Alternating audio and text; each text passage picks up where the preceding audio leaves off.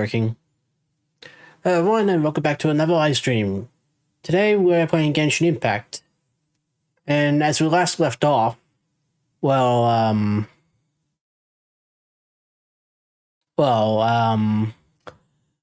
it was kind of like a fairy tale adventure. Basically, we helped this oceanid-sized seahorse figure out who the, what was it, princess was. We ended up like in a play of sorts, and then the second half was a maze that kept looping and looping and looping, which it wasn't really looping. It was more like descending downwards. Yeah, so it seems like today we're gonna be going to the what was it called, the Nashi Crush this whatever Odo place. I'm just gonna call it Odo for short because I don't know how to pronounce that word. Anyways, let's get started. This blade. It is the last link I have to the land of my birth. So basically the place is here.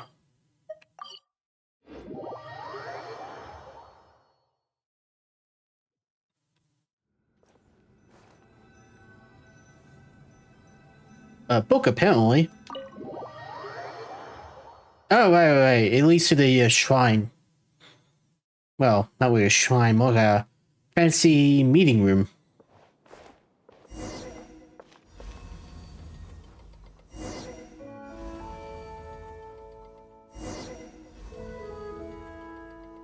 No, right, I forgot about Caterpillar.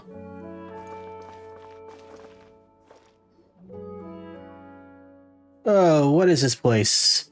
Paimon's dizzy from the whole getting sucked into the book thing. My voice a bit off? Sounds quieter. There we go. I remember this place. I know it. It's the Odo. I'm never gonna pronounce that word. I'm not even gonna try. Because when I try to say it, it sounds like Narcissan Cruz Odo. Sure does feel like we've been transported to all sorts of strange places under weird circumstances after meeting Ann, huh? Sorry, Paimon. Oh, it's fine. Paimon's not blaming you. She just thinks that Fontaine is a really magical place. Still, this is the Narcissan Cruz Odo.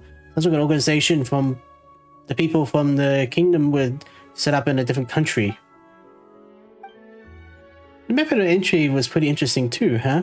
It was just like that picture book in the Annapolis. We read, and then we ended up somewhere else. Makes this place something like a secret base, doesn't it? We don't even know where he is either.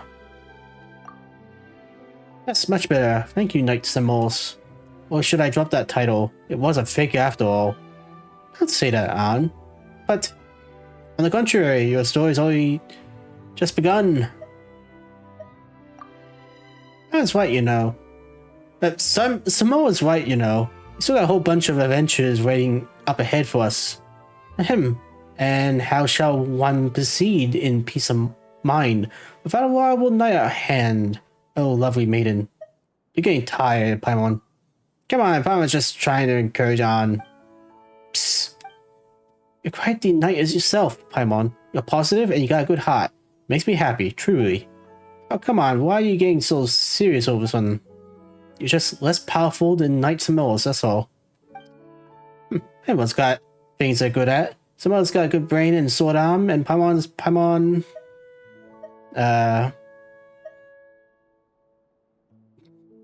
You are impressive, Paimon. See... You cheered Ann up already. Yes, you truly are impressive, Paimon.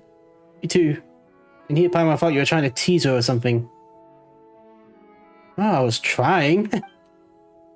You're weird, yep, both of you. But that aside, didn't you say before that the Narcissan Cruz Odo has deep links with the past on? That's why we came here in the first place? Yes, however, my head's still a complete mess. That's true. Paimon knows. Let's put up what we discovered together real quick. When we were exploring the Annapolis. Oh boy, Paimon's head's a mess too. Any ideas, Amos? Let's discuss An. Let's discuss the Odo. Let's Princess Lyris. I now have a lot of thoughts on the matter, memories and emotions. When those two children brought me here, it was a lovely place. Everything was new and shining just as before. They were vibrant and excited, like a sunlight shining on the water. They told me that this is our new home, and that they brought so many new friends, that everything could be like they were before. But later, they changed. Some things stopped being the same, and the people here changed too. Although the NASA Institute of old did not have sunlight, it was very warm. Yet the place grew even colder. And then An looks like she's in pain. Can you recall anything else? I'm sorry, Knights of Mars. As for the rest, each time I try to recall it, I grow very frightened. I'm very sad.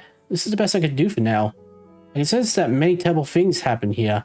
I can sense many emotions, rage, terror, but also hope, trust, and admiration. But all of them make me feel this strange sort of pain. Like there's all sorts of shards or impurities embedded in my body. I don't want to. I can't. Alright. Leave that aside first. There's no need to force it. The more you try to force yourself to remember, the less you'll be able to remember.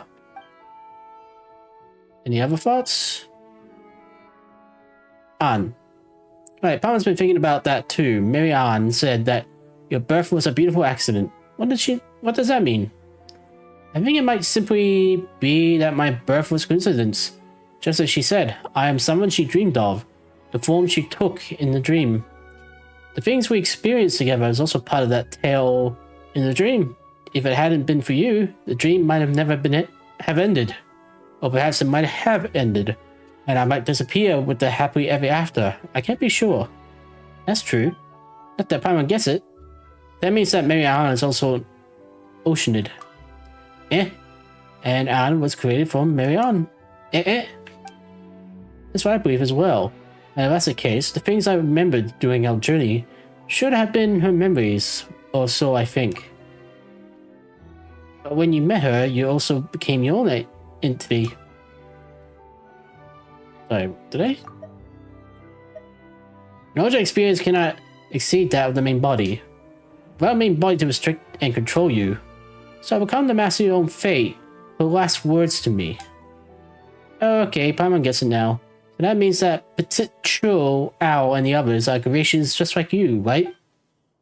I heard that to be the case, yes. In that case, who is Mary Ann, really?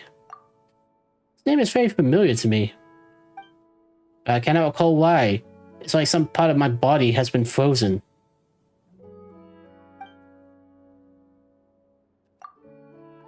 I suspect that she was only ever a character in the story. In that tale, we need to save her and defeat the fell dragon Narcissus. That was my original purpose, wish. All stories must have their origins. Speaking of that, Anne, we heard you mention a place called the Nassim Cruz Institute before. So if we go with Samoa's logic, the Kingdom and Adventure team might have the story's origins in the Institute of the Odo, right? That is possible. Feels like we gotta handle some new clues, but then again, not. Actually, I recalled something else.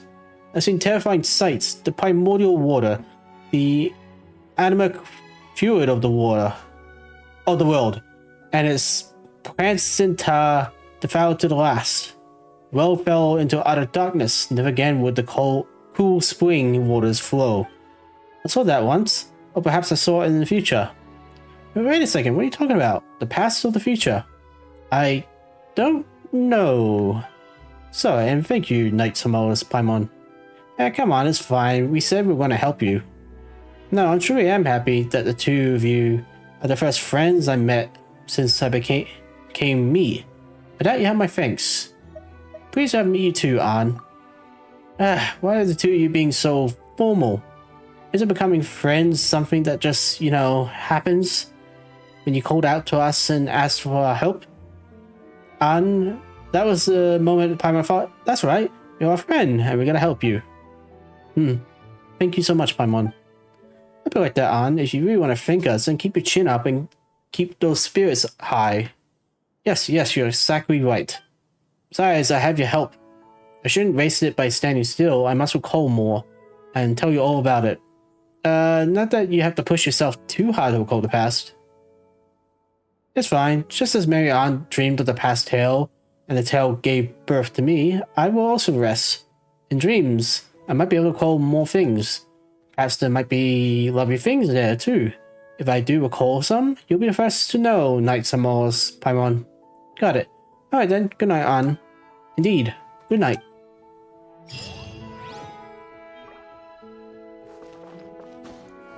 So, wasn't there like more people supposed to meet?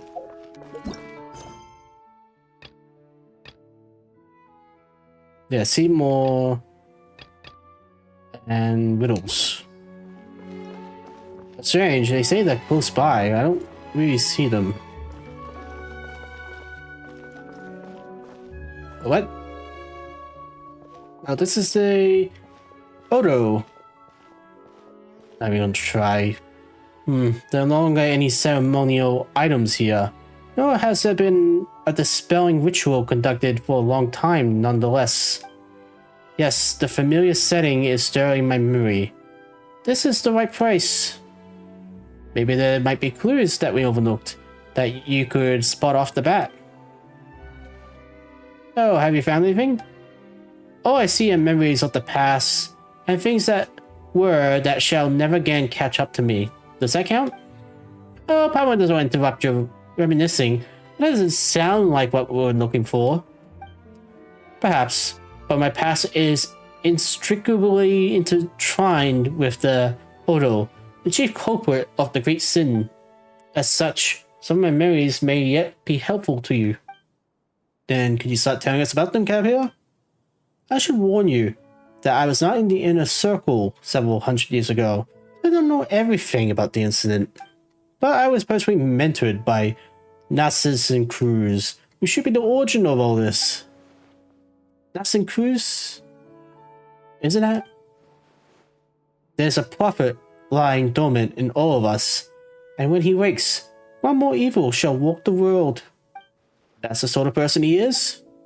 Well, since we got this opportunity, is there anything else you want to ask? Tell me about yourself. About me? I thought we only got acquainted well enough during our jailbreak. But I understand that you're asking about something deeper. Now, I shall perform a terrible feat that never been done before and will never be done again. I will expose someone's true self before all, without any facade or mask, and that someone shall be myself. Oh, that's really a lot. Mama doesn't think she can light the atmosphere up at all. Yanor has already gone home, did she not? We have to face a more complicated role now. The time for things from under the age of 9 is over. Next week, probably need the experiences of age 16 or so. What? The experiences from 16 or so? The first voice I heard while in this body was that of Nassencruz. Other than speaking of the redeeming powers of the holy blade of Nassencruz, he also preached thus: the body is just a shell. Even the body of a Hurchol can bear sentient consciousness. Did he create you then? Perhaps he did. I tried to unravel my own origin, but the answers I got were all pretty vague. Poor you. Well, I don't really feel that way. I have discovered, after all, that most humans do not know the reason why they were born, and yet they still live happily. Also, it's not quite correct to say that he created me. Also, creation is a feat of our God, if we make whole the one above our God. In the tenets of Nassencruz, do you know what's the most critical in creating someone? What is it? It's imagination. Imagining a person, down to the last detail, akin to an oceanid imagining a creature in the wild. There's a story that tells of a powerful mage priest imagining his own son, only to realize he himself is a product of someone else's imagination. Sorry for digressing, but I feel that this information is relevant to your questions. Well, that didn't make anything clear, but...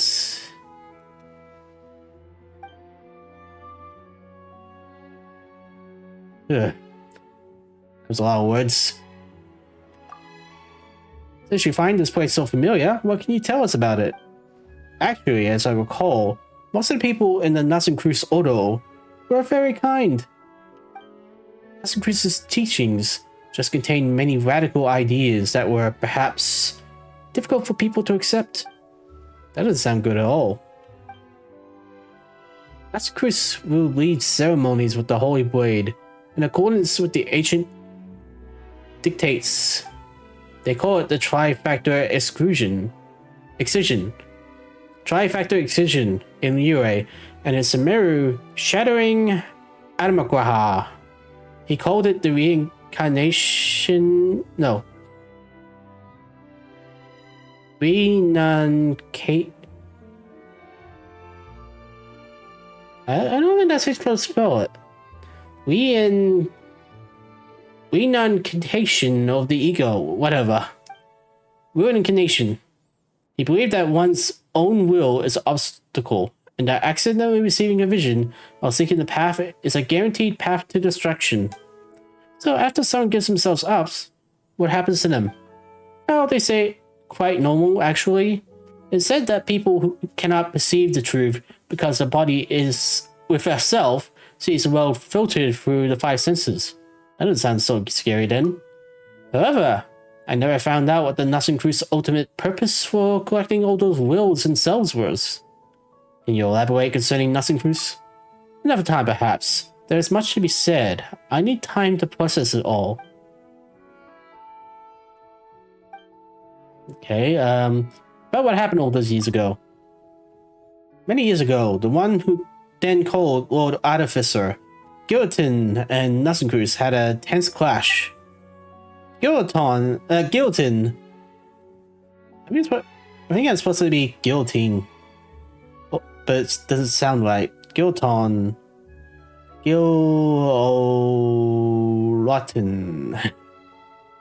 Guillotine was even called the White Cavalry of Protection back then. Is that a better title than Honorary Knight? Oh, if we're comparing present titles, I say Chiselist of the Phantasmic Moth. Just what kind of weird title is that? The title that Odo gave me. See, I'm Caterpillar, a creature that turns into a chrysalis before completely metamorphosing into a butterfly. Sorry. I suppose the name contained the rings of hope that I would mature into a human. Even though we learned a lot, there's still more questions that will need answers. I have to pull over the records and try to piece it all together, so I'm afraid you won't always find me here. Content can be dangerous for you as it is now. I'll discuss myself and rely on the methods I developed to do what I must. I'll survive. Jan. Huh? Anne, you're awake. Oh, good morning, Paimon. Night Samols. Oh, allow Paimon to introduce you to. This is our ocean friend, Anne. Anne, this is... My name is Caterpillar. A pleasure to meet you, Anne. Likewise, Caterpillar. Huh? Have we met? My memory is fading, so that is quite possible. But maybe so blunt. What is your relationship with the Red Empress? The Red Empress? I have no idea who that is, though that name kind of rings a bell. Let me try another name. What is your relationship with Lyris? How do you know that name? I went through many adventures with Paimon and Samos to find out if she was merely a character in a story. What's going on here? Yeah, what's going on here? Do you know Lyris, Caterpillar? Do I? I think I know what's going on. I'm also a victim of riddles, so I shan't play dumb. I'll tell you everything I know. Lyris did indeed exist. She was an Oceanid as well, and Nassencruz's name for her within the Odo was the Red Empress. Wait, what? So what happened to her? I don't know, though I do have a hunch. Can you tell me? I fear this hunch isn't worth bringing up.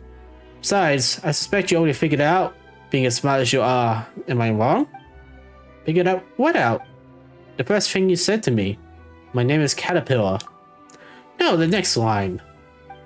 What's my relationship to the Red Empress? Or Lyris the Oceanid is... In that case, you should visit Mary Ann in the Annapolis, Caterpillar. Maybe that could confirm your hunch. A reasonable suggestion. I won't be troubling you this time, Knight Samoa's Paimon. I'll go with Caterpillar. Are you sure? Trust me. And me. Okay then, we'll see you back here later. That was very wordy. So I'll have to go to this side for the dog. No?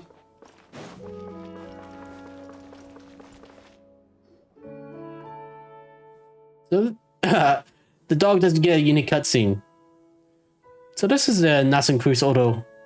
Recording. This location data regarding it has been recorded in my storage unit. We've been here before. The Marianne you're looking for probably isn't here. We might still find some clues that we didn't before. Do you remember anything useful upon arriving here, Seymour? Negative. The new recorded information is pending further analysis and organization. No effective conclusion possible at present. Huh? Then, are we gonna have to wait for a long time until... are you supposed to be Marianne's dog? Then what the heck's with the warhog? Affirmative. Record space correlation starting. Total time required? Unknown. Interactive functions will cease temporarily while this is ongoing. Wait, hold on a second first. Roger. Interrupting space correlation process? What instructions? Samoa's Paimon. You're not vigorant. We don't know a lot about you either, Seymour.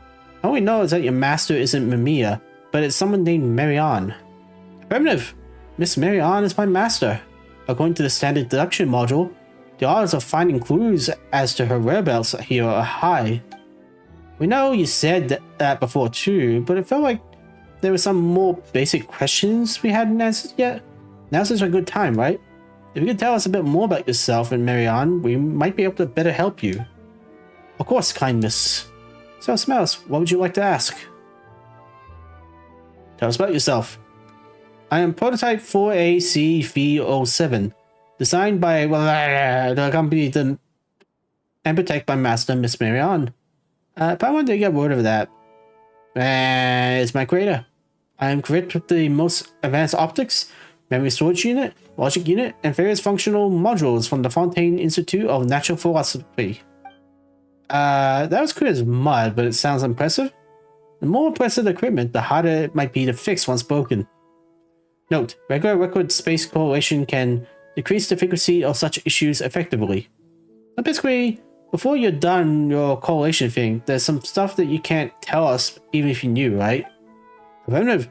More precisely grasp information regarding can be extracted using that allows me to keep a log of Miss Marianne's daily life and also act as her agent's assistant. Are you serious? The important bits all got cut off. What's an agent's assistant? An agent refers to a member of the Marchuris Phantom who undertakes investigations. In this context, assistant refers to Seymour, prototype 4AC307 itself. So Marianne was a Marchuris Phantom agent? Affirmative. Wait, if that's who she is, wouldn't looking for official records help us find her faster? Why do we need to come here? Miss Marianne's role as an agent was not publicized. Additionally, the case she investigated has to do with it is performed by the direction of Seymour, you're breaking down again, aren't you? No, regular record space correlation can decrease the frequency of such issues effectively. Let's just ask a different question, shall we? Any other questions? Tell me about the order. Didn't we really find clues about Marianne's whereabouts here? You've never been here before, right? So why do you think we'll find clues here? Our latest records indicate that the last records before meeting Miss Mamiya were those of myself executing a specific process. The process was to capture the fugitive elements of the Nasacruz. Although Miss Marianne was also executing this process, As a companion and guard, I followed her into Elisna. Elinas. There we encountered members of the Nassen Cruz Ordo, including Jacob Ingold, a core member of said Ordo. So he was a member, and Mary Ann was pursuing him? Affirmative. Well, I guess this really is some relation there, then. We should have captured Jacob and questioned him. I wonder if he'll come back here. If we ever meet him again, we're going to have questions for him. He doesn't seem like the sort who simply answers questions if asked. If all else fails, we can just, go good cop, bad cop on him. There's gotta be some way, or else we're stuck waiting for Seymour to recall stuff. You mean when I complete my record space correlation, Miss Paimon? Those things are basically the same.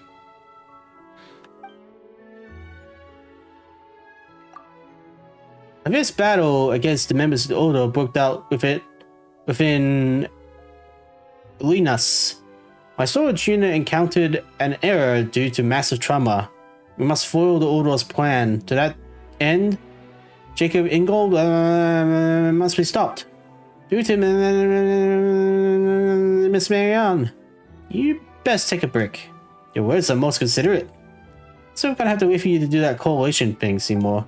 Whatever that case, Jacob was trying to do something bad inside Elinus. Well, you and Marianne were trying to stop him, right? Affirmative. Your summary is over simplistic, perhaps, but it is basically the truth, Miss Paimon. If only we had this information. I mean, it might be somewhat difficult. We know who she is. We've been there. We've seen her. Doesn't seem like we have any options beyond waiting for you to do that record correlation of your Seymour. Affirmative. My calculations indicate that this is the approach of the highest success rate. But it will take a lot of time, won't it? If you wish, I can estimate the amount of time required. Processing time required, unknown. Yeah, no need for the estimation stuff then. Oh, Paimon's done asking Seymour questions. Yeah, but boy, does she still have some for you, some old. You promised you explained, didn't you? I didn't stash any snacks away without your knowledge. That's not what Paimon's asking. And there's no one to disturb us now, and Seymour's, well, away to party, right? No time like the present then.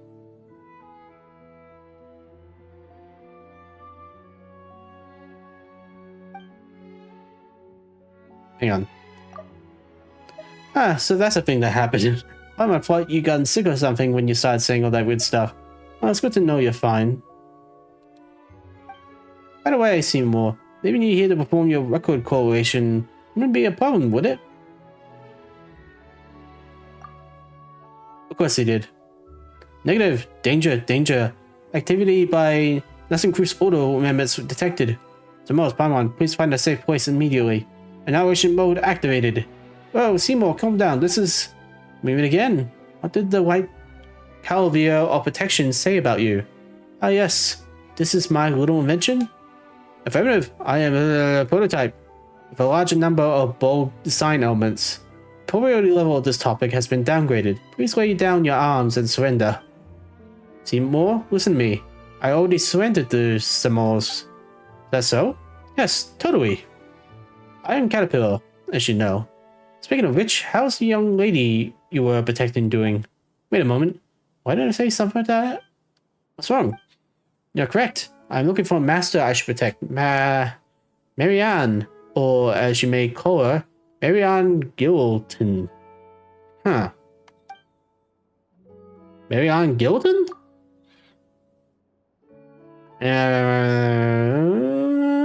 Gilton. Correct. My designer. Guillotine, whatever. Caterpillar. Is this your memories from hundreds of years ago? You know, getting clearer? No, this is a memory from before my birth. Something akin to an elephant recalling its previous life when meditating. I don't think that's how that works. I do understand. Previous lives do not exist. Not for you, at least. Thanks to you, it seems that I counted a potential breakthrough I never imagined possible. Perhaps I might find the secrets to my own birth after all. Though I do not understand, I'm glad to have been of service. Oh, let me introduce you to Anne as well. This is... I know, you're the silly dog, Seymour. Huh? Relevant data does not exist. I do not believe we had the honor of meeting Ocean and An. I never met you before either, but I was sure of it the moment I saw you. You must be Seymour. What's going on here? This must be... No, I don't know either. This is so strange. Look, regular record space correlation can decrease the frequency of such issues effectively. Yeah, let's bring you up to speed.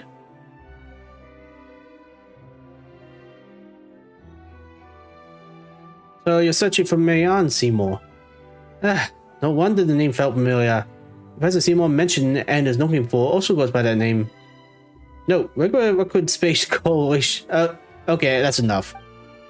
Hey, I once had it with you, you silly dog.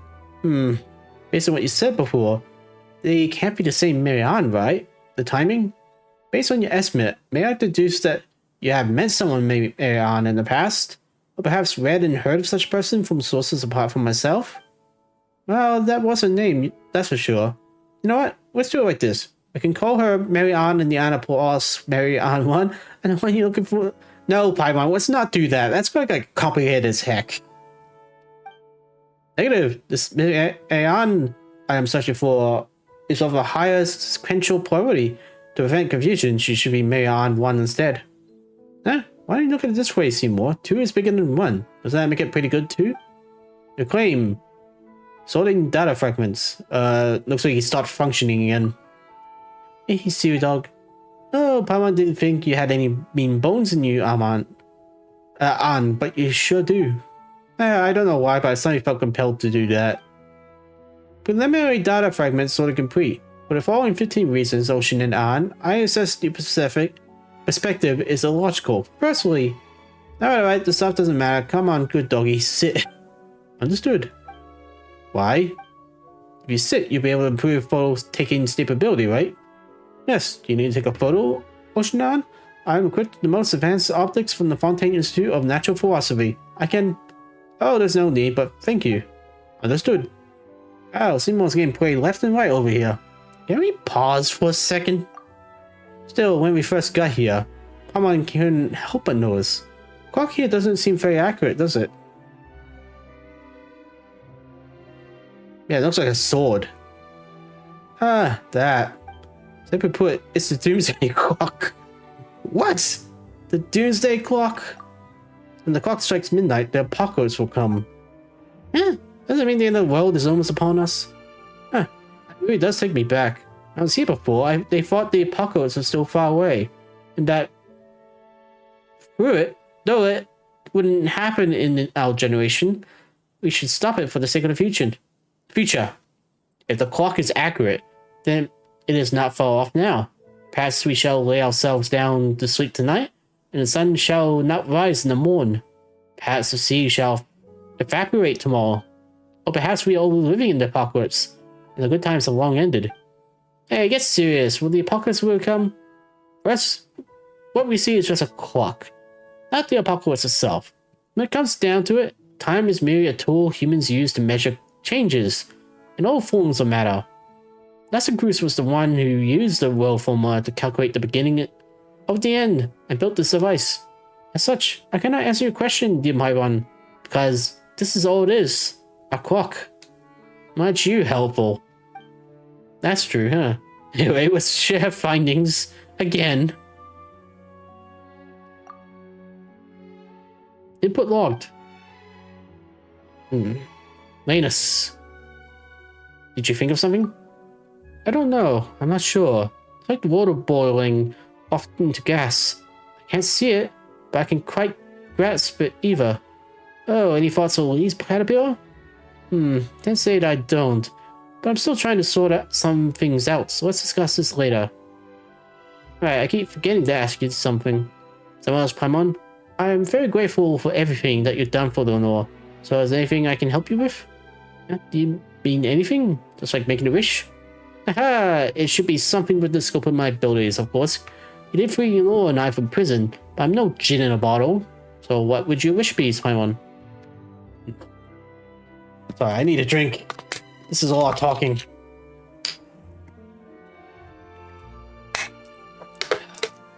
Okay.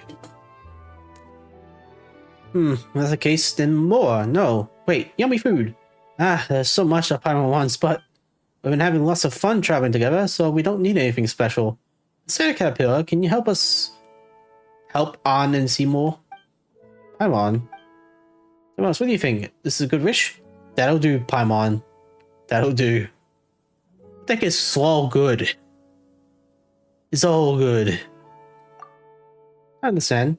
Then let's work together. Yeah. Understood. Now I plan to work with Seymour and An to see if we can use our experiences and the information available to figure out something new. Out. Samoa's Paimon, let's meet back here later. A few days? Come on. How many days exactly? Funny enough, it never came up.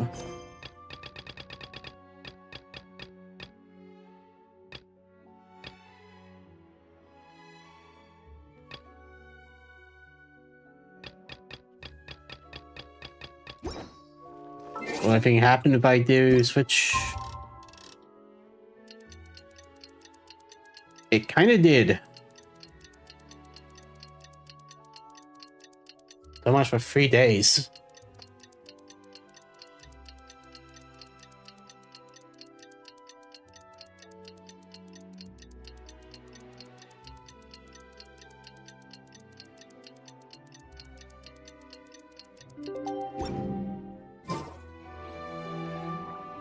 Hey, Samoa's Paimon, you're back.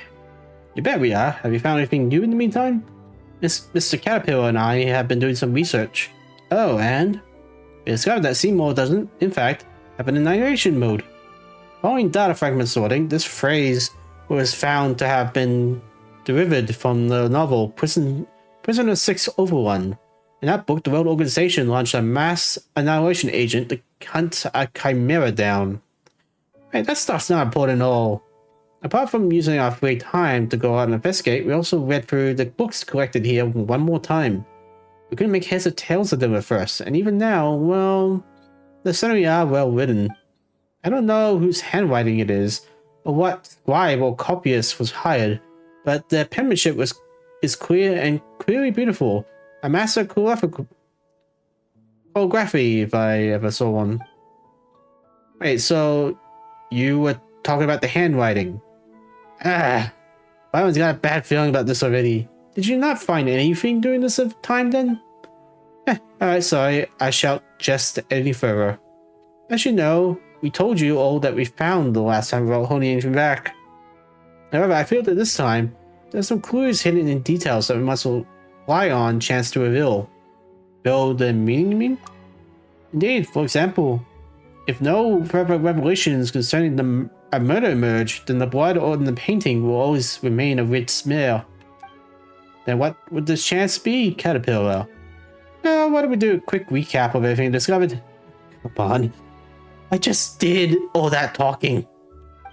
Let's make some deductions regarding what happened in the past.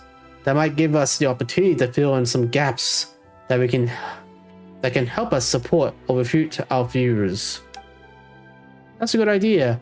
I've always felt like there's so much about this that's familiar, but I can't recall anything about it. Negative.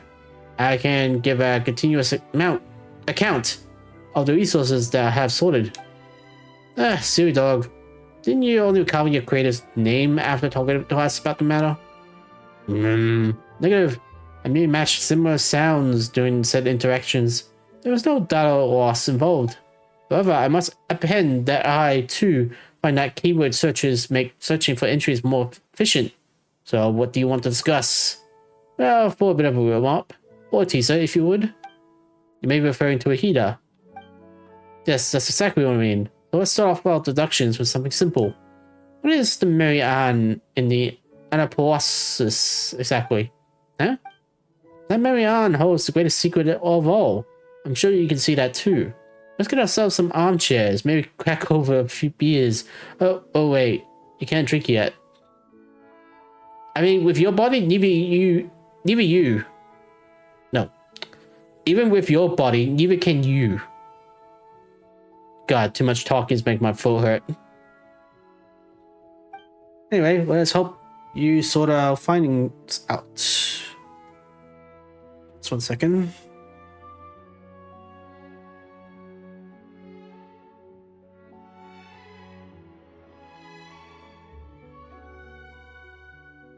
Okay. I'll start first. Well, the name Marianne itself certainly is familiar to me. The name of the person I meant to protect is Marianne.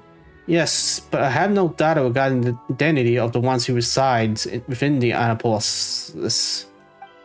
We are missing context. I can only conclude based on the humans' unmodified lifespan that they are not the same person. That would seem to be the case, huh? It's been a few hundred years after all. Well, as for Paimon, she ate chicken mushroom skewer this morning. Well, I guess it's my turn. You mentioned before that you encountered oceanist creatures that had a great deal of character. I might say personality even. The precondition of such creatures and their characters is the same. That an intelligent oceanid has already understood their original forms beforehand. So were you the one who willed those creatures into being on? Don't you think that's kind of weird? You know, summoning familiar friends to play house with you for who knows how long and stuff? Oh, I didn't do that. I actually had to get to know Petitio, Al, and the others first. And then, in that case, let's see what we can do from the things we already know. Then let's begin. Huh? It's already starting? Okay, we're doing this.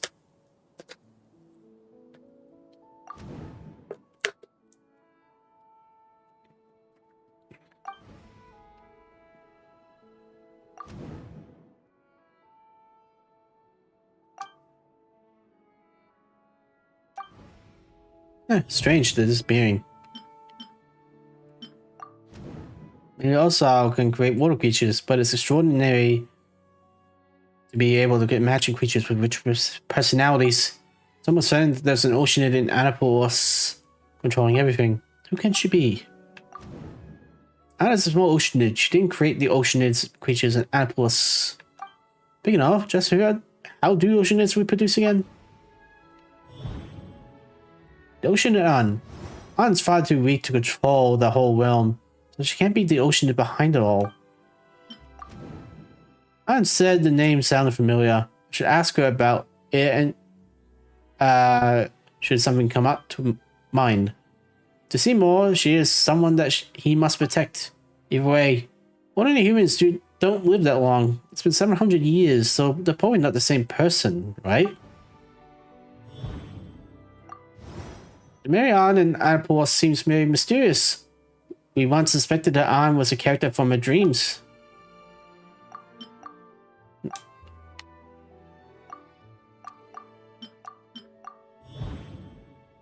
It's not on.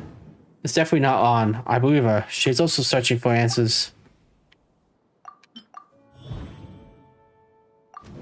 Marianne, who has the same name as Seymour's owner, and who seems to know everything. Even if she's not an ocean, and she's probably related to the ocean behind all of this.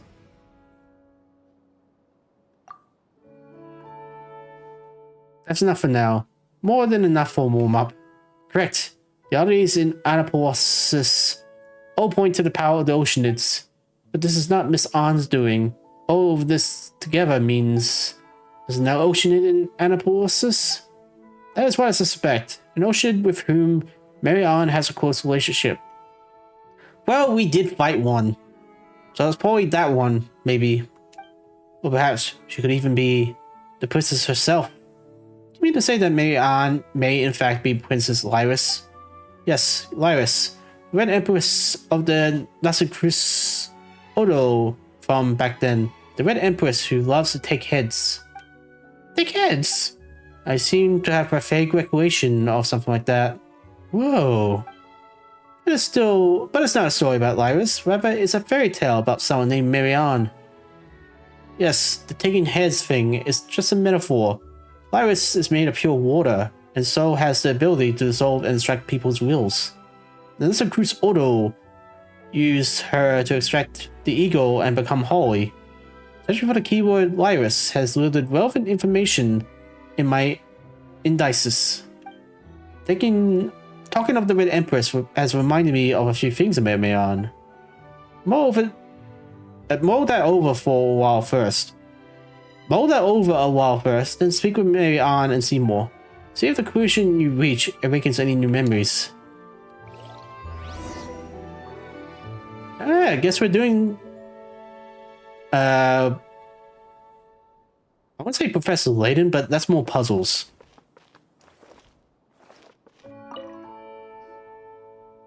That's Morris. I remember the name Marianne. Oh, do tell. It's familiar to me because it's from a children's story. The same one that the Red Empress comes from.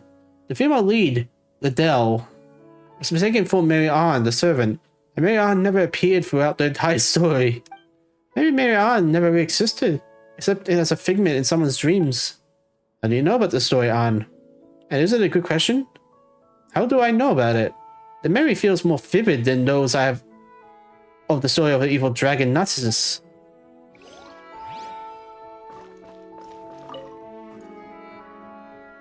Shall I surmise in entries regarding Lyra's that possessed for you two? Thank you, please do. Omitting the standard citation format, reconstruct an output to match format report to superiors. Lyris is a registered Oceanid who is now eligible to be stationed in the waters outside Fontaine and has become a special source of information for the nation. She was appointed as the director of an orphanage to symbolize the love and affection of the previous Hydro Archon. The orphanage's affairs were mainly managed by its human vice director. An orphanage director? Then how is she connected to the Nascent Cruz Odo? As director, Lyris was very affectionate towards the children and quite devoted to them, but her intelligence among Oceanids were below average. She wasn't very good at working out the cause and effect of things, nor could she even count. As a result, she was not qualified to perform covert investigations. Sounds like a big old cat mom who can't count. You know, because cats can't count, so they pick up their kids one by one and keep going back until they see that there aren't any kids left. Paimon, why do you know this? Later, the orphanage was destroyed during the calamity, and official records of her stopped there. They say she failed to understand the link between the disaster, the orphan's feeling, and her own conduct, so she's wandered the ruins, drowning in guilt and expectation. So it is the same Oceanid. I have an underwater locomotion module. Once Mariana and I dove down to the ruins of the orphanage, its coordinates were the same as those of Annapolis. There we found Oceanid swimming sadly in circles. When she next appeared in the records, she was a core member of the Nascent Cruz Odo and the subject of high priority arrest warrant. Oh, but she doesn't seem like a bad person. Considering that she may be connected to Anne, she must have been tricked. Ah yes, there's another important piece of information worth noting. The orphanage's name was the Nascent Cruz Institute.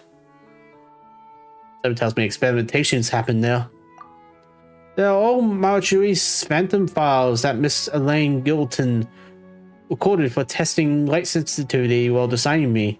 The output is via my image-to-text to speech module. According to eyewitness testimony regarding who I suspect to be Lyris, there shouldn't be any problem. And you may have heard of this elsewhere. That's worth mentioning again. Elaine and Mary Ann were orphans in the care of the Nascent Cruz Institute before the meritorious hunter Emmanuel Gilton took them in. Thank you, Seymour.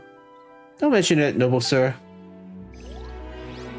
Okay, this is a lot of information. It feels like you changed a lot since we met in the fortress of Mirapede Caterpillar. Would a 5-year-old child and a 15-year-old teenager be the same? Past returning here simply reminds me of the past, and of who I used to be. Time is frozen in the fortress. Being locked up there for a day or 100 years, I'm afraid it made no difference to me. Lenore is what made time flow for me. Watching her grow reminded me that time still passes, and life is still being born, shining brilliantly, and then being extinguished. And so I changed as well. That said, my past self, the person I was before I met her, would certainly be more helpful to Anne and Seymour in our current situation. That's true. Don't be like that, Paimon. Just think about it. Making up stories for Lenore was nothing more than putting such ways of thinking to good use. Regardless, it has nothing to do with the current situation. You look like you still have questions, Samos. Since we have our own suspicions about An and Lyra's relationship, we have topics of discussion that could be refute or sustain these conjectures.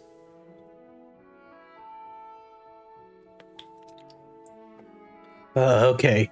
How do oceanids reproduce? I'm sure you have friends more knowledgeable in that than I. I regard that. Do I? I don't think I do. Perhaps you can even find scholars on natural philosophy who have dedicated research to the question. Or could I ask the oceanids, personally? But you asked me. Of course, I know what you mean. So this is your speculation, I see. Paimon doesn't get it. When we exchanged information earlier, Samoa's mentioned that An is the person in Mary Ann's dream.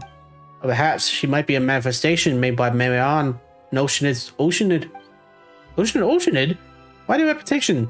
Are you trying to make it sound cuter? Apologies, perhaps my description was ill done.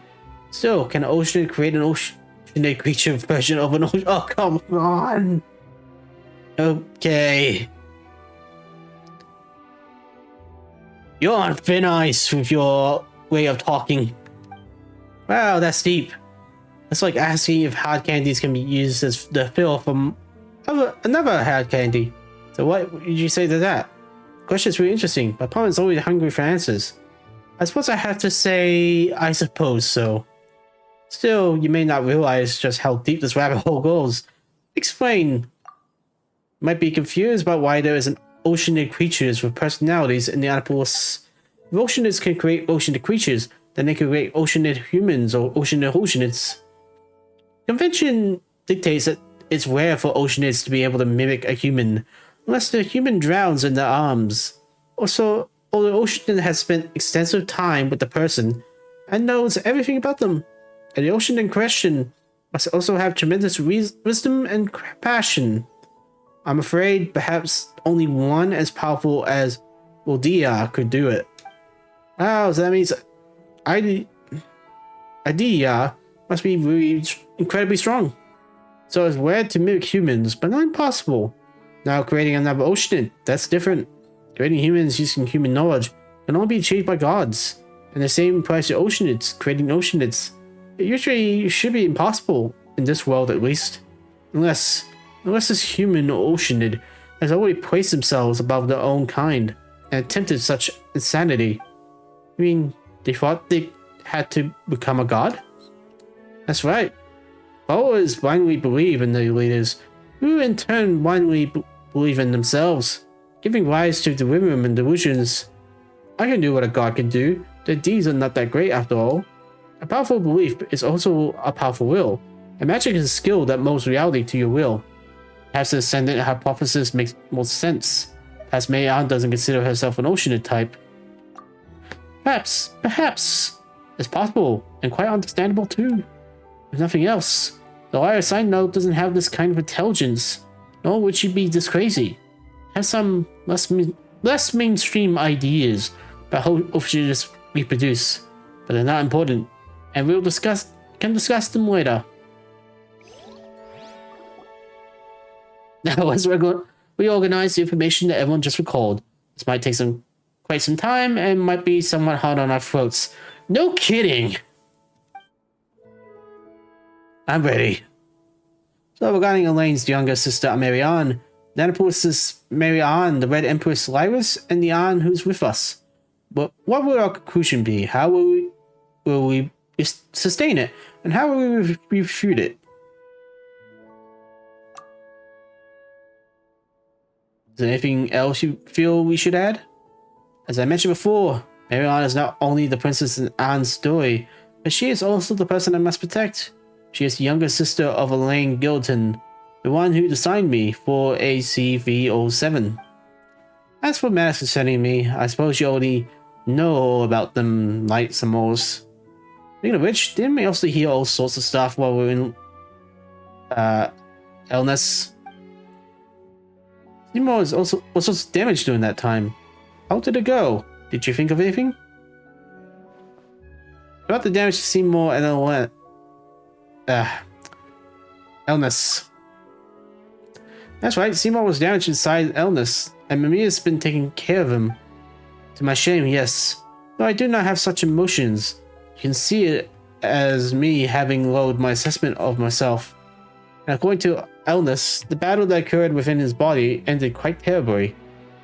Evidently, that was the battle that damaged you, and it was an incredibly fierce one, considering that you were damaged. Your master might have been... Common sense dictates that the fate of Mary Ann Gilton, sister of Elaine Gilton, was most likely a grim one. This world is full of tales of little knights who exchanged their lives for a miracle. You didn't grieve too much, Seymour. Seymour appears to have entered data fragment sorting mode out of pure shock. But your master, Mary Ann, was an ordinary human being, wasn't she? And the time that has passed since then far surpasses the lifespan of any human. How did it go? Did you think of anything? Red Empress Lyris. She was an important figure to the Nassencruz Ordo, and she is also the other Oceanid involved in the tale apart from Miss Ann. One of the only two Oceanids, and we just agreed that we believed there must be an Oceanid behind Annapolis. But her traits don't match those of the Mary Ann we encountered. Could it be that Lyra's imagination was behind everything? Even me?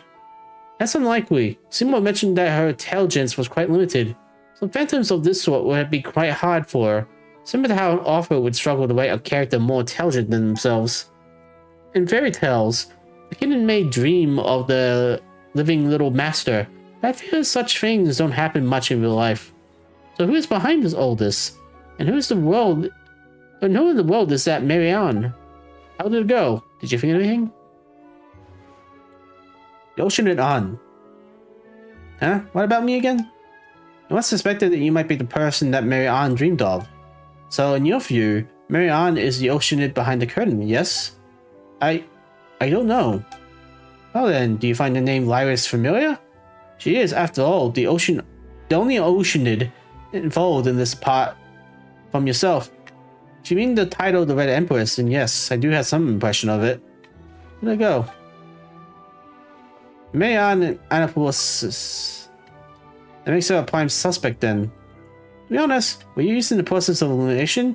You actually already guessed as much long ago. I didn't want to disrespect Ann though. You're right, but you do already have a version of the story in your heart, your own interpretation, yes? If that's the case, then we should go find that Mary Ann and see us for ourselves. Please permit me to change the topic for a moment.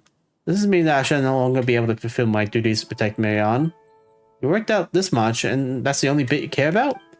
It may be cruel, but from the moment we discovered the Gilton siblings were from centuries ago, it was probably inevitable. Correction, so the conclusion would be that it was my incompetence that exposed Mary Ann to danger. He's gonna feel bad about it. Do not blame yourself. You have fought to the point of deduction. You have done your part. There's no need to be so pessimistic either. Though that is an odd thing to say to a machine. Yeah, it's like pouring Fronto into a sink and saying, "Sink, you'll get fat if you keep drinking like this." Oh, for AC307. Can't believe you remember that. What is it, Mr. Caterpillar? Why use my official designation? We may not have reached any conclusions, but we now know what to do next. Look, there's a Mary Ann in Annapolis too, and she may have close links to the Nassencruz Ordo. My long-term memory module confirms this.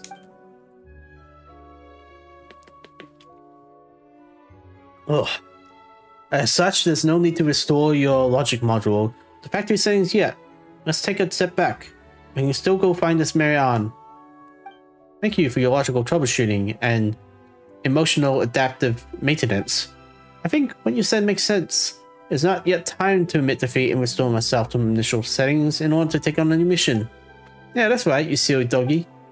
Let's leave things here for a while then. Once you're ready, we can continue. Why don't we find this Mary Ann? Let's solve that mystery before tackling the Nassencruz Ordo issue. The fairy tale water world. I gather that some things happen over there then? Oh, we ran into immunity-related issues after due to Night Samoa's hydro resonance after all. But it feels like some extraordinary instinct awakened in you after you met Seymour Ann. It's time to review responsibilities and apportion blame. I do not think I should be held accountable, but I can only override my detective prerogative in moments of great danger. Alright, tonight, Samoas, we'll make Marianne tell us everything this time. So shall we go then? Oh boy.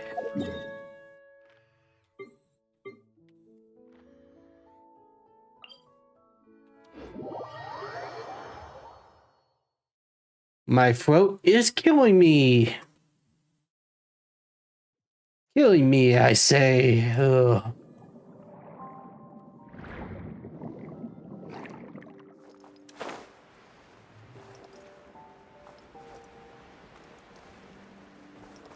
And it's only been an hour. That's just a lot of talking. Well, a lot of reading and talking. We're back again. This time I must marry on. That's the spirit, Miss An. In truth, I must confess to being somewhat jealous of you. You still hold out hope for overcoming your past. I've been searching for centuries, but I haven't found a thing. Please do your best for this old caterpillar's part as well, alright? Figure your past out and come to accept your present self. Yep, I will.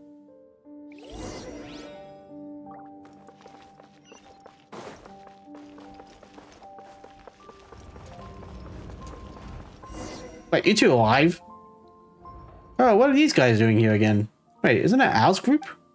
Oh, yes it is us. And you, Knight Samoas and Paimon? Very good to see you. So good that I can't control myself anymore. Please dodge to the best of your ability. She asked us to send you a message. Now let me take out her handwritten letter with my hands, which are much like yours, yellow and white ones. Ahem. I don't want to hear stories. I prefer my version. Oh, something's going on. There is no escape! Into the wind! The show begins!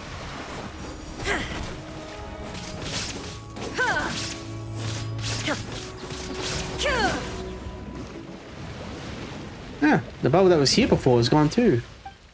Oh, it was Princess Lyris's magic. That's just how the story goes. Let me think of a way. Close your eyes, everyone. Temporary optical sensor shutdown? Understood. They will be reactivated on command. Wait, why do we have to do that? The essence of a mime is pretense. The charade that something is still here. I believe it's the heart of magic. The faith that there is meaning here. So let's close our eyes. So on, begin imagining what you would look like if that bubble was still here. Close your eyes and feel some sort of punctuation. I've heard the story of the Natsuku's adventure team, sitting down happily for tea time after the adventure has ended. Oh, wow, it really appeared. Odo called this step the process of imagining something in such detail. Imaging. Let's go over and have a look. So what was that about? Was An having doubts secretly? Maybe.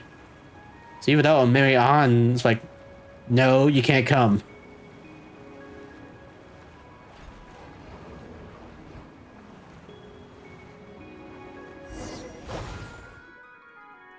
Yeah, its interest that disappeared this time. Anne, do you know how to make the portal? Can you do that imaging on thing on it? Alright, let me give it a try. Close your eyes and a loathsome silence comes over you. No one's left. They don't come back, no matter how long I wait. Can't, it seems. Wait, why? How are we supposed to see Marianne then? I suspect that this is because the portal has lost meaning, and thus cannot be recreated. From what you told me before, the entrance that was once placed here led to a story that has yet to be written. Now that she said everything she wanted to, the story no longer has any meaning. Marianne is rejecting our answer, and that is why the way in is shut. Does it mean we have to return empty-handed? It does seem so. I wouldn't say we're completely out of luck. Did you know something we didn't tonight, Samoas? I heard something while Anne was imaging. I did hear something then. So you can hear it too? Would that be Anne's real thoughts? What did you two hear? Might be best to not to discuss personal secrets here. The walls may have ears and all. Stand back before talking about this. Something tells me this is going to be very long. Oh boy. Oh, could you tell us what you heard? Perhaps a hill troll might hear something that humans and oceanists will not, just as how dogs and humans differ in that regard. I must correct your statement, but automated components can indeed pick up higher and lower frequencies as compared to humans. However, I am not a dog. Moreover, a dog's low frequency hearing is similar to that of human. Is that so? Well, I was talking about real dogs, not you for AC307. Aha, silly dog. As I said, I do think you would hear it too, Night Samars. What if we heard the same thing? But everyone's left. They won't come back, no matter how long I'll wait. Looks like we heard the same thing. I expect that this was the inner voice of Marianne. Did she say anything else? I'm not trying to evade anyone's privacy or anything. I just think that we're onto something here, with you mentioning these words, Samos. What do you think? After that, I heard something like, I prefer the story of the Nasty Cruise adventure team sitting down halfway for tea time, after the adventures ended. And then, I don't want to hear your stories. I prefer my version. Have you noticed something off about this, Samos? Please state your case. Let's think our own thoughts so through. Perhaps we might be able to come up to some conclusion. No, come on. Okay. At least I don't have to talk to everyone again, but I guess I should.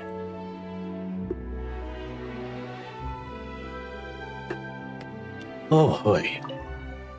Is there anything else you want to say? I'm just an oceanator who doesn't know anything. I'm really bad at thinking. If you just told me a random story, I still believe it all. Hook, line, and sinker. The world is too complicated after all. I'm not experienced enough to spot any holes. I wouldn't do that. Thank you. I think that Marianne and Anapolis is the same as me. She might look smart, but she doesn't want to accept this complicated world. So she chooses to protect herself with fairy tales. But even fairy tales must end. I'm very sorry. I may be unable to offer any logical support this time. My listening equipment cannot hear inner voices. Don't worry, you helped plenty already. Did you tell me your assessment? Is Marianne from Anapolis the person I am meant to protect or not? I think she is. I don't think she is. I don't think she is. I trust your judgment. However, I prefer the story of the Nasty Cruise adventure team sitting down happily for tea time after the adventure has ended. It seems that she too was an orphan from the Nasty Cruise Institute, but other relevant information cannot be matched to her. Logical error. Data fragment sorting initiated. I don't seem to want to link the two of them together. Neither elimination nor emulation is very fair to On. My coincidence. I happen to agree. But I have some other thoughts to share too, though they may have nothing to do with the next step in our reasoning. You really don't listen? I'm listening. Oh yeah, we broached the topic of oceanid reproduction. It's a huge taboo for oceanids to mimic and transform into one of their own kind, just as it is for humans to create humans. But you see, humans can create humans if you love. Go, pursue eternity. Not through mystery, but love. What if, by some chance, the mysterious method of oceanid reproduction is accomplished through imagination and mimicry? Perhaps their regret or remorse gave birth to a new thought, and as they imagined that path they could have taken, new ocean is born. That's a very interesting idea. We'll never know. After all, it's a secret passed down amongst oceanists only. In any case, we'll begin once you're ready. Let's begin. Oh boy. I don't know why, but I can't get this out of my mind.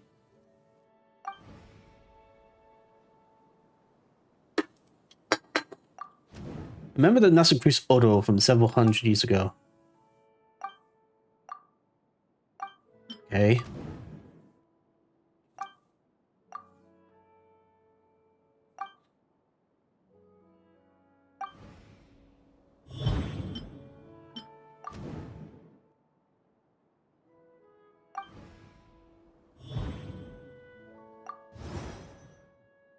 Marianne has Lyrus's memories.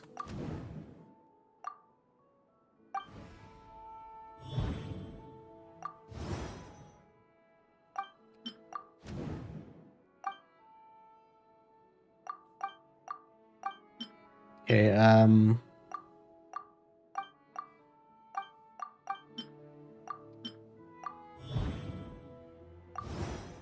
so the Marianne is Marianne Gilton. They have the same name and matching memories. So they are the same. Sorry, doggy.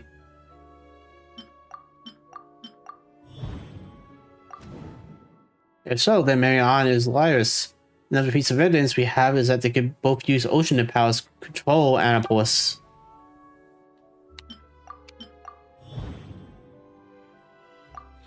How can she be both people at the same time? That must mean that Lyris, an Oceanid, probably has special powers.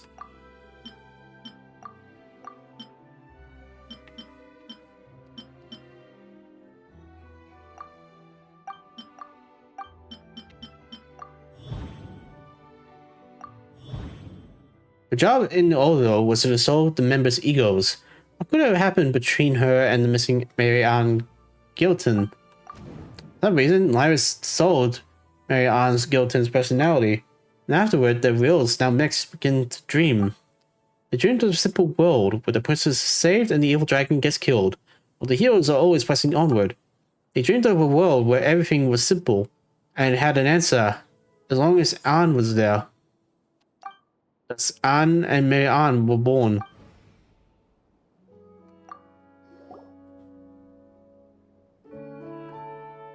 We put the pieces together, the pieces of the case that were floating over the LGC back together.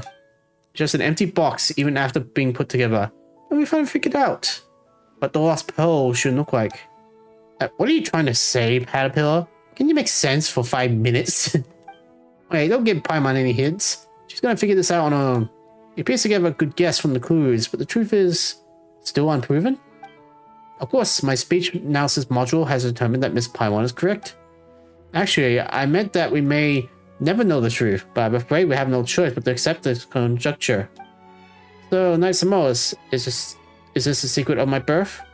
I'm afraid I can't accept something like this right away. I understand, Miss Anne. It's a shocking fact, and it requires you to accept yourself again. I don't think it should be that difficult to do so. After all, knowing your past does not require abandoning everything about the present. I do not understand the specific context of this discussion, but I would like to add that I do not believe I am different from how I was before suffering this damage. Even though you insist on dressing me as a silly dog, my identification number is still 4AC307. Come on. Not that serious. I promised Knight Samoas that I would accept this conclusion as long as it's reasonable. Then I have a suggestion. One that will solve Miss Anne's quandary and put a stop to Nasacruz's plans. Nasacruz. Oh, Paimon remembers now. You mentioned him before, Caterpillar. Just who is he, huh? Well, simply put, he's the leader of the Nasacruz Odo. Wow! Sounds like he's got an impressive resume. But isn't the Nasacruz Odo always up to no good? Wouldn't that make him the nastiest of the lot? Of course, during my time with my master, creator, and the other Mercury's hunters, we devoted most of our time to hunting the Odo down. As I said before, the goals of the Elenus operation was to capture or eliminate Nasacruz as well. However, my memories does not contain any intelligence regarding his involvement. That's a given. Looking back at it now, he was just merely using us as a bait, and I wasn't the only one. It was the same for Jacob, Lyris, and the others in the Odo. I'm afraid that Elenus' operation was probably never more than a red herring with the goal of leading you and Gilton away to buy more time to execute his true plans. Remember the dude's name Quokka mentioned?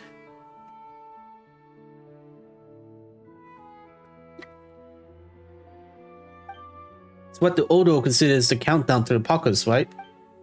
More precise, it's the apocalypse as calculated by the world formula. The planet itself should survive just fine, though. The beasts of the stars shall drink the anamic fluid of the world dry. 100 years more, and all surface life shall be wiped away. Once life is on the surface is wiped out, only that which is underwater will remain. Can a planet full of fish eventually rise up to the oceans of stars? The thoughts of all terrestrial life going extinct is pretty spooky. But when you say things like that, it does give things a romantic ring. It's the heading of the Yai Publishing House novel from a few years back. Mamiya brought it back to the village to learn how to paint. Oh, no wonder. Anyway, when myself and the others gathered here, though the Nasacru's Ordo is the source of all troubles, its objective and Nasacru's greatest purpose are actually completely selfless. He only took the actions he did because he calculated the coming of the apocalypse. He wishes to save the world. So, is the world really on the verge of destruction? I rate this to be the pathological conclusion caused by paranoia. Were the apocalypse real? Would you be able to forgive Nasacruz? No, it's a bit too early to consider such things. You have yet to understand what happened to you, An. As for you, Seymour, your hostility is a result of your programming, and the duties it imposes.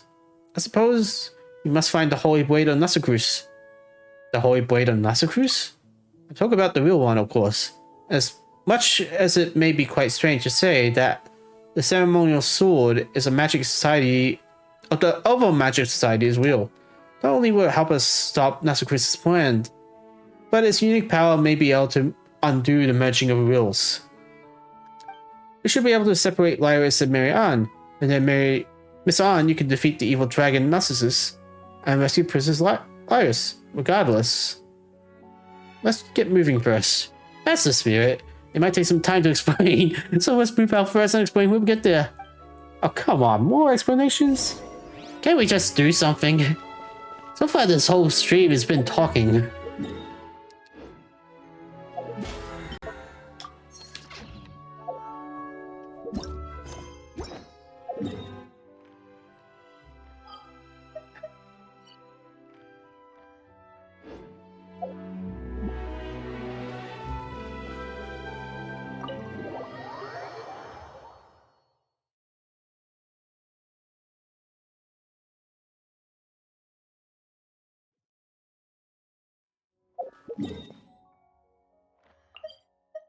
Going over here.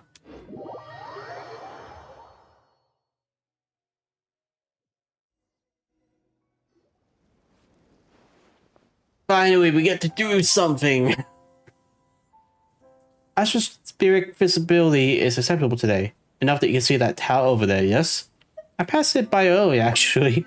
The building is once known as the Nasacruz Oro as the Tower of Ipsimus, but we would later call it the Tower of Gestalt.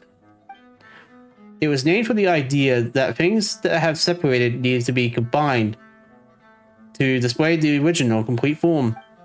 I suppose I might be speaking in verse. The heart was complete to begin with, and the mistake was to divide it up for separate study. Pardon the thing you said. It's fine, don't worry about it. Plays on words are also a trick that mysterious organizations enjoy pulling. What matters is what we must do next.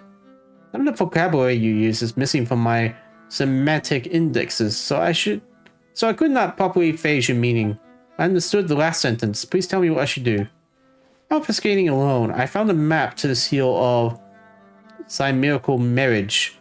You could say that I found 4 seals. Okay. And the tower is one of the locations? That's not the place we need to go. That said, though, who can be sure? As our destinies will yet take us there in the future. Either way, we need to use precision of the tower to locate the other 4 places. That's why we came here first. So what are the 4 seals for? As said, we discovered from experiences, it's usually best practice to just break the seals and give whatever room leader we find a good walloping. As for me, I like to restore the Holy Blade of Nasacruz. Cool, a new weapon. It's more for ceremonial use, but it could be used as a weapon, I guess. Well, I suppose we could just call it the answer. As I said before, the Nasacruz Ordo once had a ceremony to remove the ego and will. The Holy Blade was used in that ritual. Remember something like that. If Lyris and Marianne's will was graded on, and if the old me was placed in some Hirocho's body... wait a minute. Didn't we already find the Holy Blade in Nasacruz? What? Really? Look. A wooden sword. It's the wooden sword we found during our adventures. Yes. So it is. Hey, what kind of reaction is that? I actually think of it like this. That's a wooden sword found in the Nussercruce's Institute, named the Holy Blade of Nussercruce. That makes it more important than any ordinary wooden sword, as it might be some use when the time is right, just like the Holy Blade in the story. Really? You don't need to try and make us feel better. Got it, let's go. Anyway, assuming I looked at the map from the right angle, we'll find the entrance from one of the 4 seals nearby.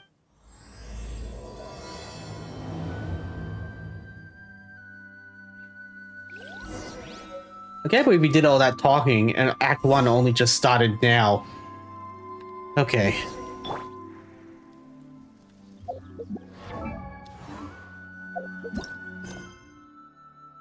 Use his mother. Search for the LGC. Cupid's lover.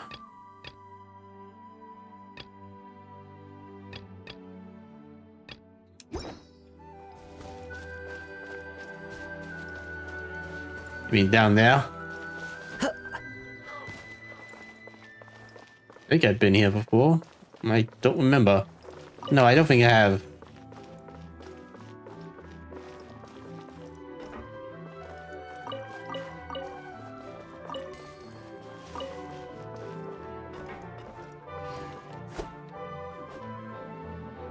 Oh yeah, don't you heat you with water or something? Maybe I should turn into Trevor. Or is it?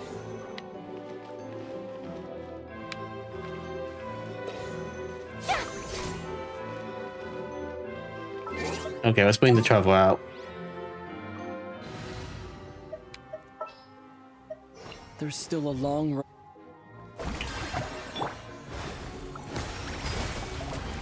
Nope.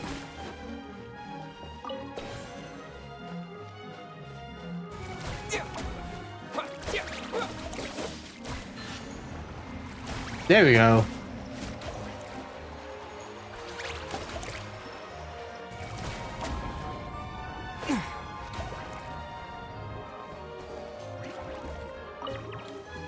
Hill shows down now. This is some exciting music at the moment. Go!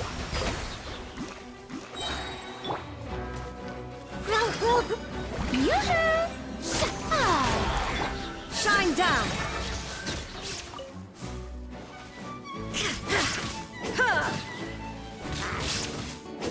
Torn to oblivion.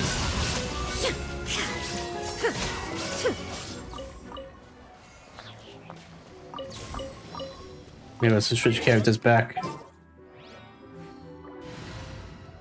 I know how to do it. Want me to come along? The wind knows me. Let's leave her a little.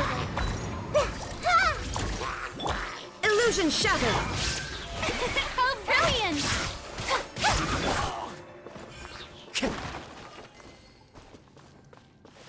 Looks like there's something here. Point down there.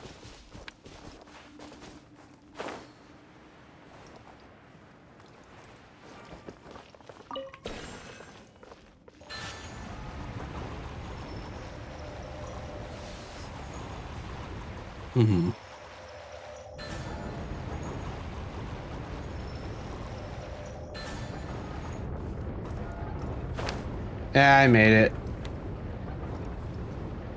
So, looks like I reached a dead end for now. Got a portal here. Well, a seal, actually.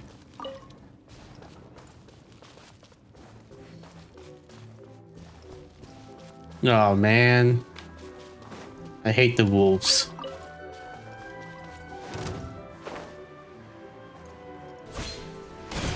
One with nature. Shower me with praise! Make yourselves a hoop! As one with wind and cloud.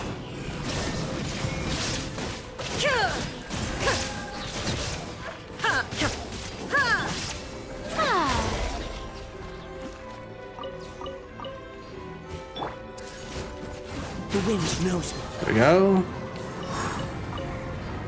Oh, mushrooms down here as well.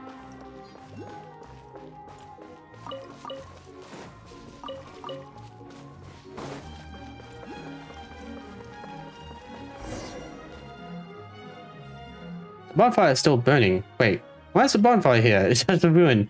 No, it's not. We put it out. Let's see what's written on the stone tablet. Lo, this places the ordnance of memory, the whole memory, the room of memory. Born in an instant, often contradicting, the accompanying internal rest, never separated. Fire cannot burn it. Riddles, huh? Ancient Fontanian civilization loved them, so the Nuts and Cruz Auto enjoyed them too. Not sure if we're just into old stuff or just a genuine interest. I've already tried keywords searches on all of them, but I have found no answers. This riddle has already been solved. Maybe the answer has something to do with the bonfire. Is there any point of thinking about riddles that have already been solved? Yeah, yes there is. Just like you and I are both like this now, but we must still search out what happened in the past. You got a point. What do you think the answer is, Knights and Molus? Like so, Lewis, you know, like can use stones and such. It's true that fires don't destroy them, and they stay within our organs and tissues. But they aren't born in an instant, right? They are formed by unhealthy dietary habits over a long period of time, Miss Pylon. What do you think the answer is? Ocean tears. Just pretend you tried to say something romantic. That's obviously not the right answer. Okay, shadows. Yes, shadows. Instead of beam of light shines, a shadow was born. We know the answer, but someone's already opened the door. So what do we do now? We go inside, of course. It's a race against time to see if we can find what we're looking for before the person who solved the riddle before us does. So I'm guessing it's the mage. The abyss mage. Oh well. We got like 2 crystals to find. Another sealed one. And the other one might be down there.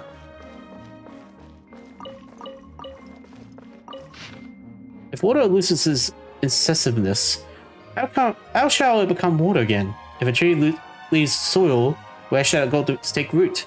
No matter how mightily stone may strike upon metal, human cannot survive without water of soil. Copy from Echoes Hello and Humble with a 9 stanza 37. Interesting.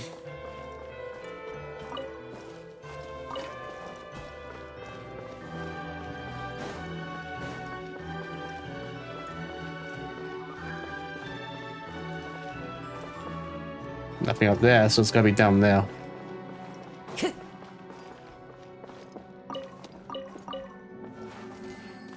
I can probably defeat those. One with nature. Shine down! Now you shall perish! May I present? Within these ruins, there are strange water-colored energy flows that seem to follow established channels as they flow along. Literally, there are devices on the tracks that can gather these energy flows. These strange devices can even use lifts to transfer these flows to high or low level channels. The final goal seems to be guide this energy into a large machine in the middle of the ruins. I see. But does it really do anything?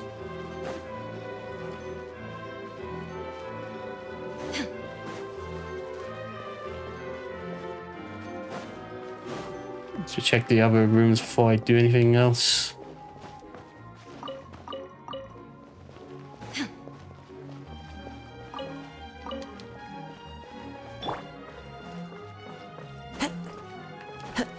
Ruined walls here.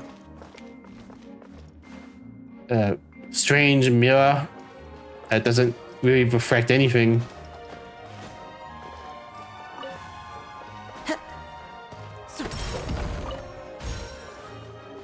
That's money.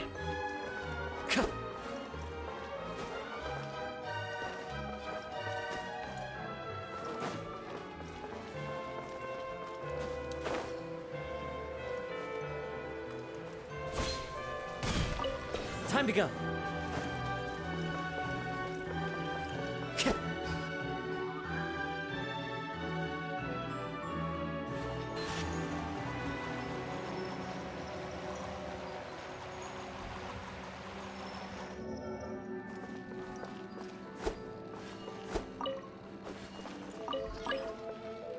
Hmm.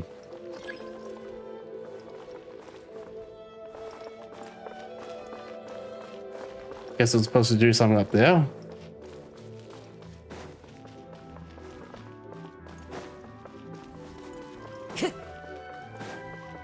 Time to go.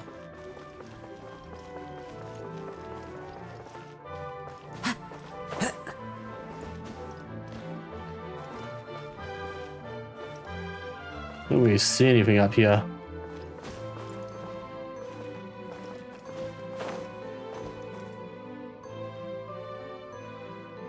It just goes up.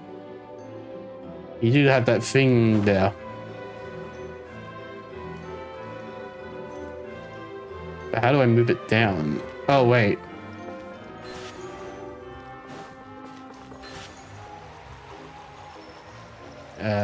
Maybe try spinning the other way?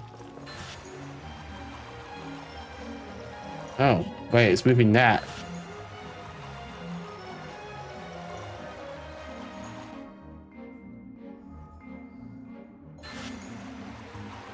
Do I have to somehow hold it in place?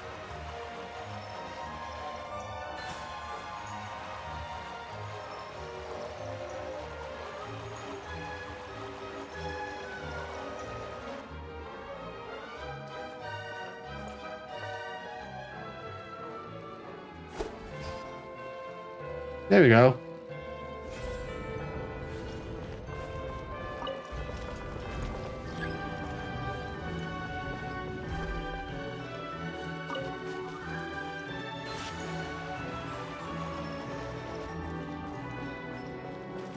Hmm. Oh, you're for the gate.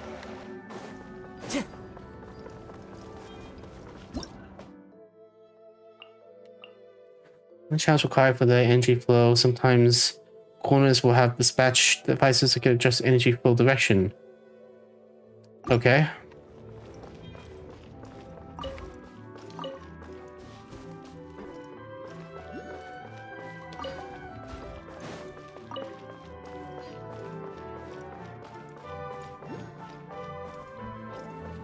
Oh, it worked anyways.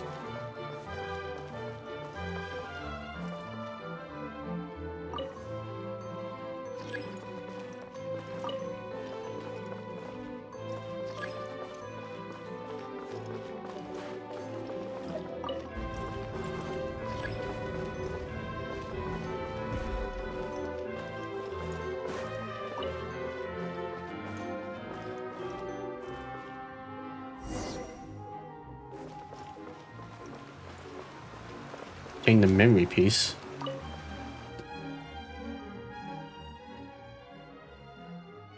Is nothing here? Looks like something was here, but someone else took it. Wait, doesn't it mean our plans failed already?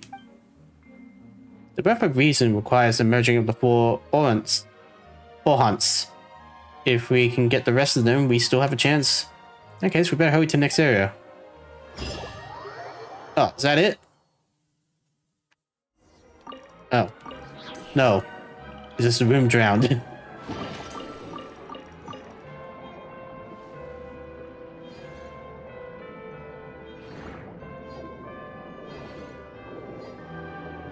There's a mirror there.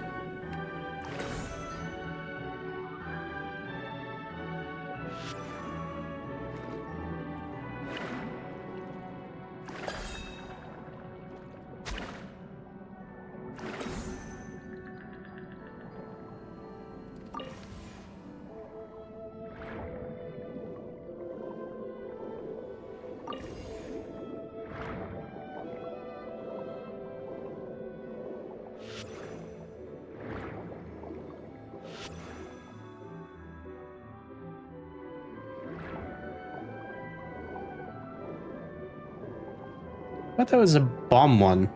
Is it not?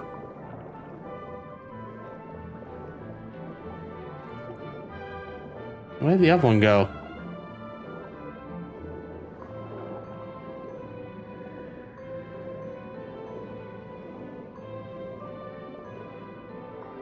They're swimming next to each other moments ago. They just disappear.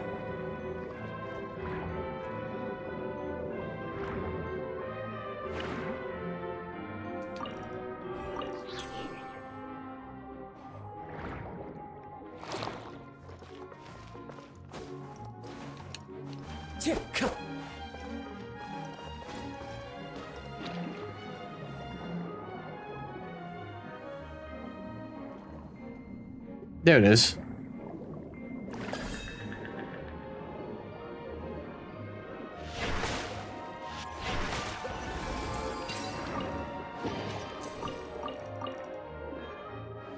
Alright, now we'll go back up.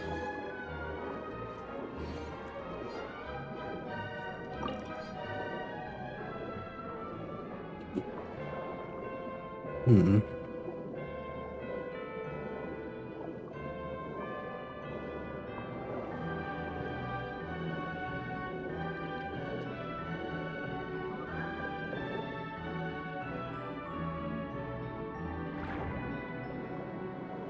Secret route there. Oh, wait a minute.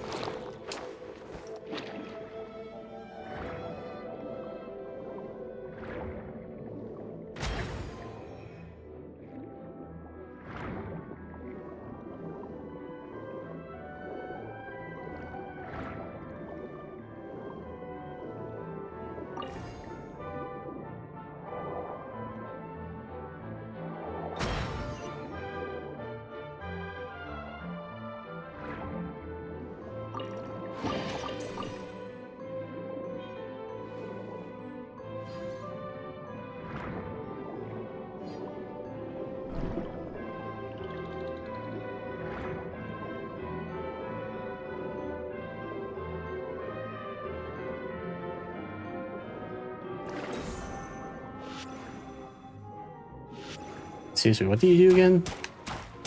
Oh. Right. How could I forget?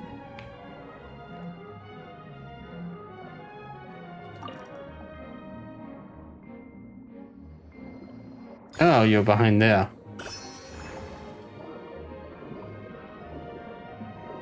Now you got this one. Another thing I note is the mirror. Why do we have these jellyfish power?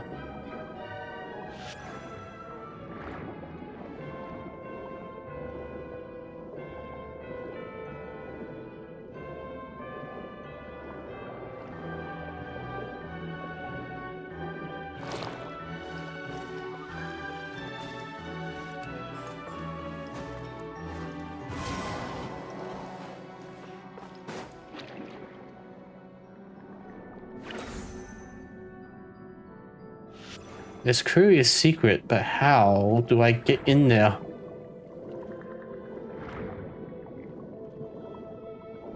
Is this underneath? No.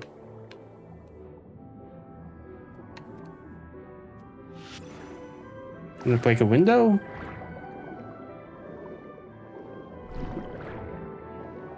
Oh, let's have a look at the room again.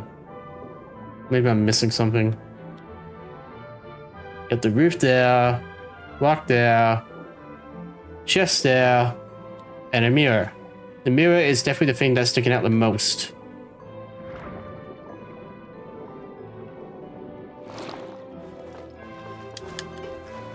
Come on!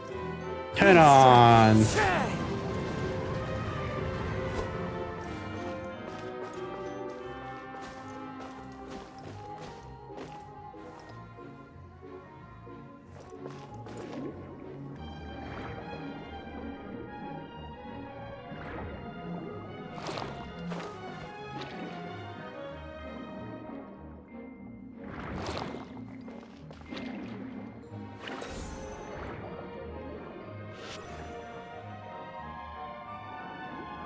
Alright, well, scratch the mirror. Must be a switch.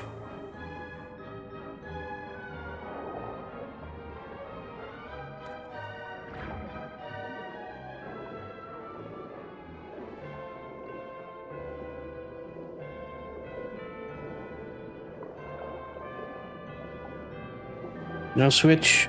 Not at all?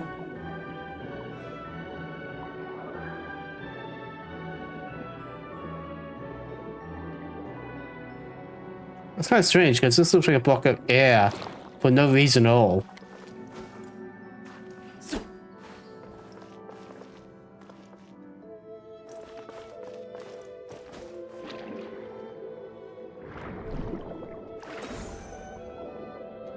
Maybe I should come back later. I don't think I can activate it without something. Wait, what? Why are you down there again?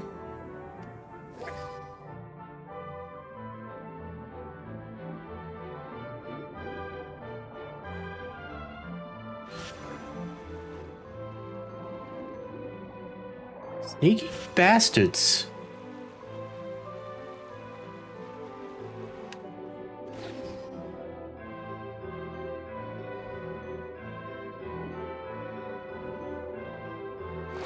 It's not working, is it?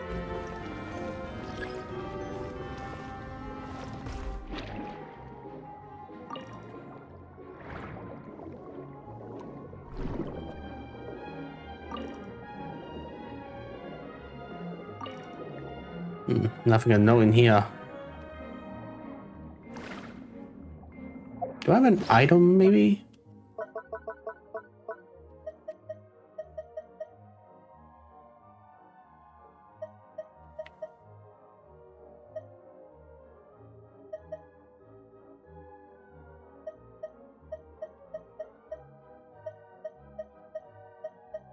No, I don't. I'm just gonna have to come back later.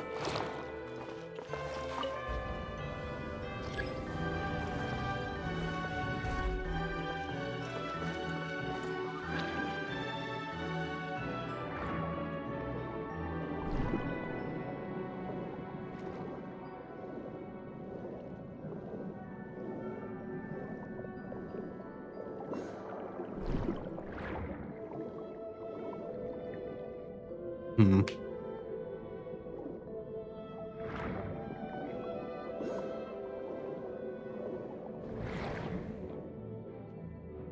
Wait, there's exploding rocks?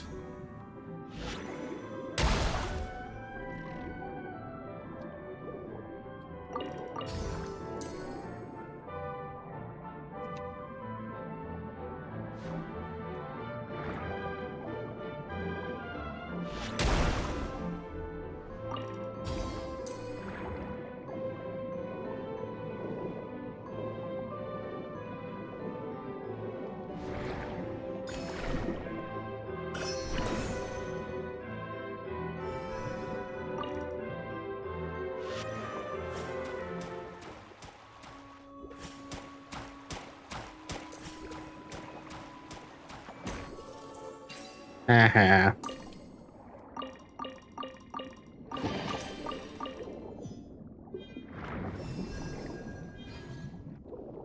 Nothing else here.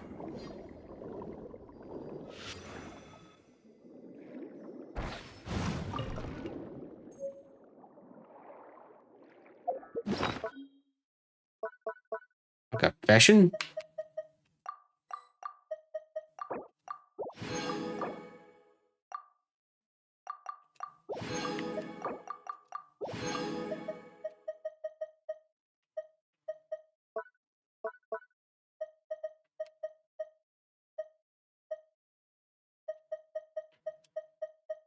What's a confession?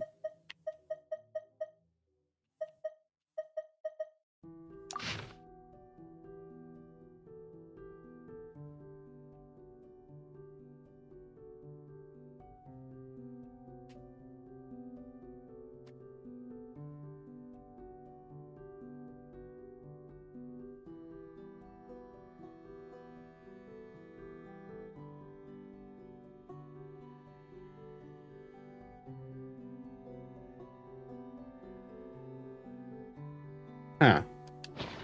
Okay, I'll try to remember that. Yeah, now down here.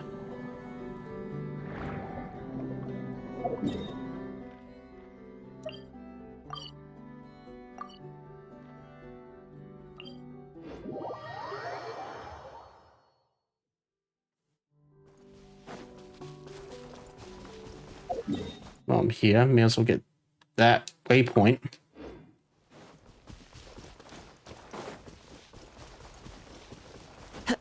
Time to go.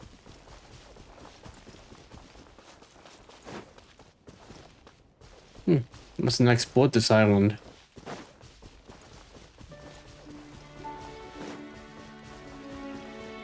No, I definitely haven't. I'll explore it later. Sharing my knowledge. Grow, grow, grow. Fallen leaves adorn my... Oh, brilliant! Time to shine. Illusion shattered.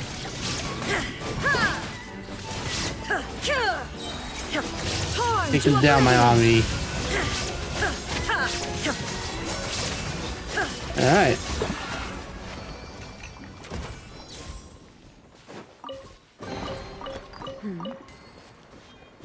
That's different.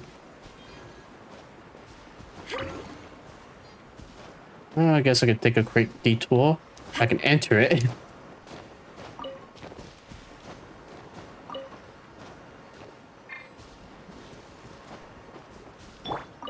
There we go.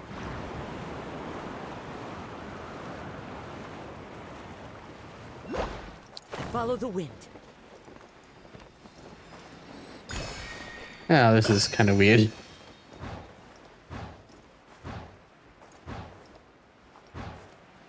Oh, hey, at least a waypoint.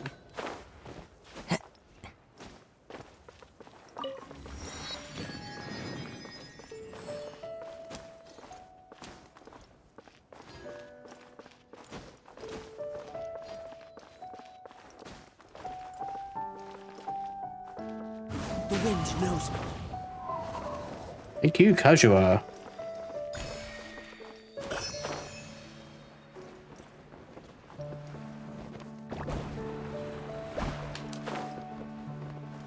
Well, I guess I could have used the jellyfish if I didn't have Kajua.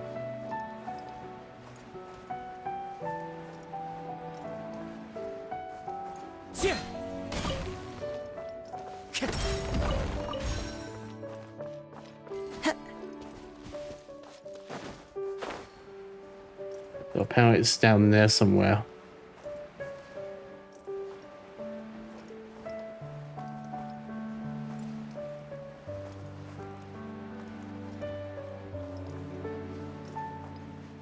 Or maybe underground.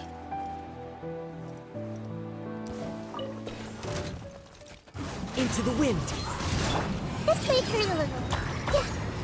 Yeah. The Temple of Wisdom. There is no escape. Yep. Yoo-hoo!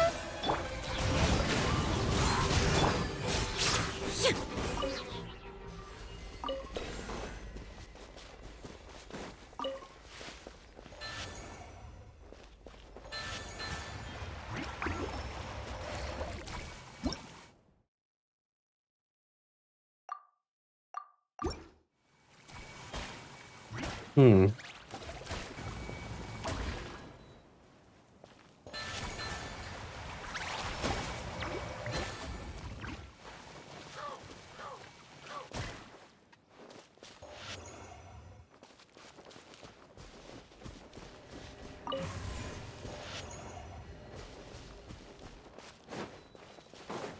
I guess try and get it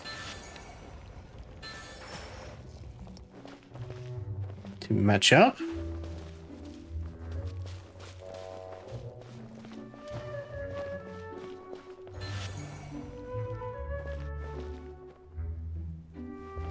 Well, maybe I need something else first. Yeah, probably being blocked off by that. Nope, just money. Illusion shattered.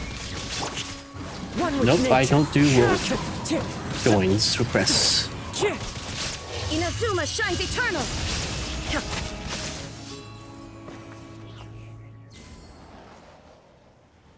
Huh, there we go. Why'd it get dark? Excuse me a sec. No, I keep putting co-op off, but it still turns on automatically. I wish it just had a permanent off. Unless I want it on.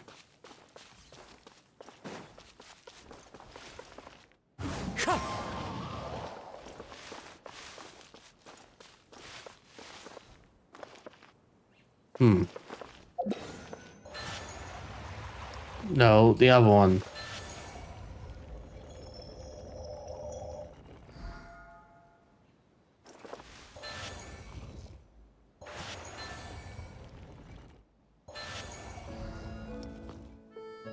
Okay, that's on.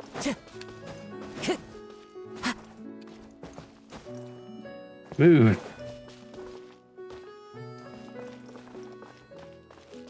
Kinda harder to gauge.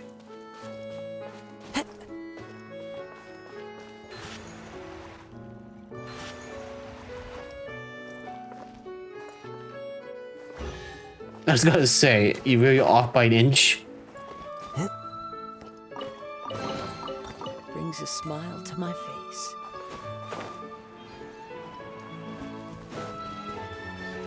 Let's go to that blue marker. That's probably where it's supposed to go.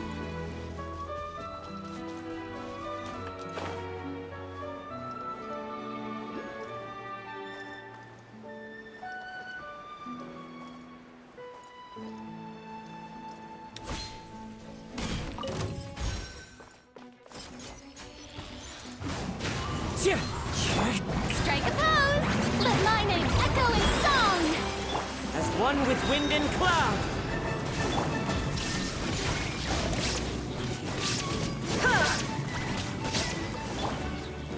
Hey!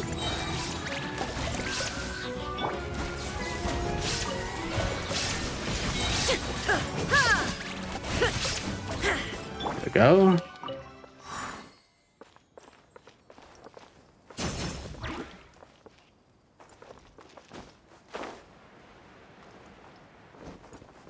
Okay, just this underwater cavern then.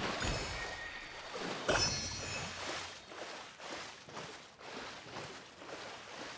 feel like I've been in here before. Everyone hold hands! That's not great. The show begins! Into the wind. Never. Yeah, I didn't think so. I might need an archer for this. If there's gonna be traps. Are you set up? Switch Nahida with Kole. Trainee Forest Ranger Cole! She's the strongest archer I have.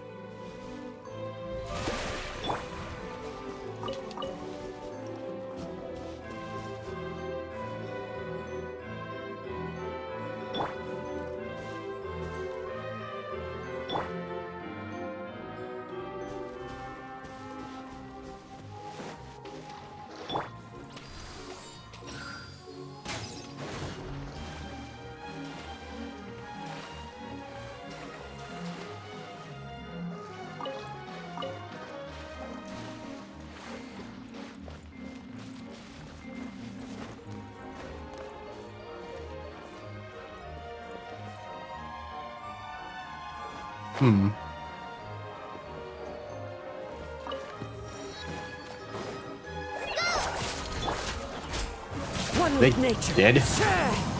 Calling Emma! Help! Ah. Now you shall perish!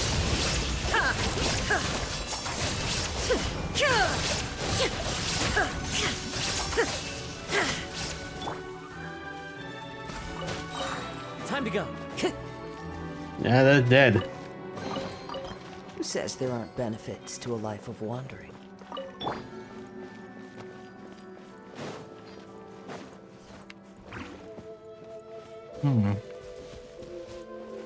Oh.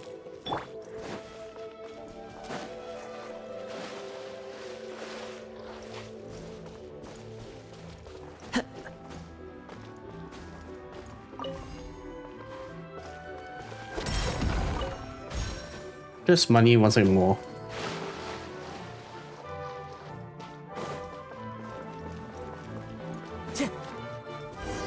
The bird seal. Maybe we're concerned with the person lying on the ground in your field of vision. Huh? What happened? My apologies, miss. I prioritize the search for the stone tablet. Let me conduct a scan now. My apologies, miss. What? Now he is still alive. The breath of life has escaped his body through the orifices. I've seen this anywhere before. Eek, bye, my can't look. We'll have to get help. We can't leave him like this. Today you deliver the unconscious man to Lourdes Harbor. The people there immediately take him to receive medical treatment. Knowing that he's in good hands, you return to where you were before. Thank God. Alright, now let's have a look at the stone tablet. Yo, this place is the Orient of Wishes. The Temple of Wishes, the Room of Wishes. Often contradicting, born in an instant. Your company in eternal rest, never separated. The tainted fruits of sin. Never riddle.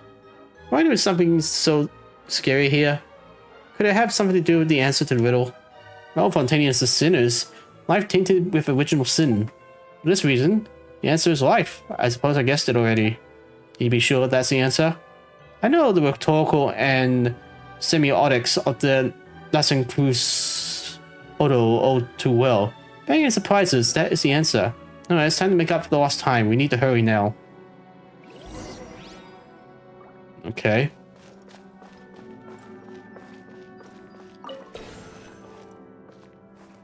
Let's see.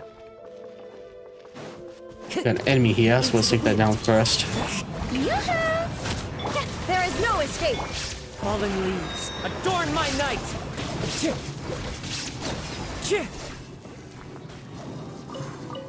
Somehow I had a feeling.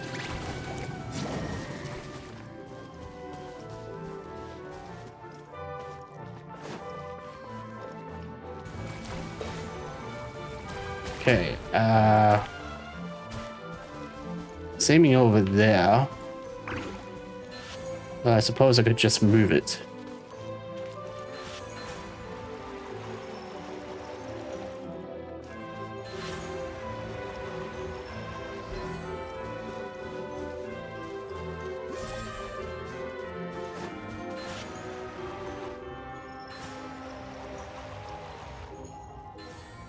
Kind of hard to see.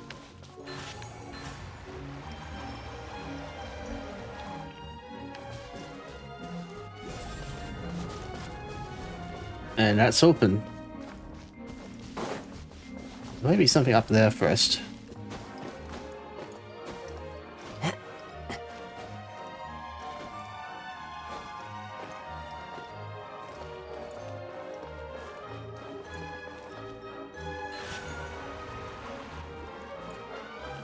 So, you're kind of off at the moment, aren't you?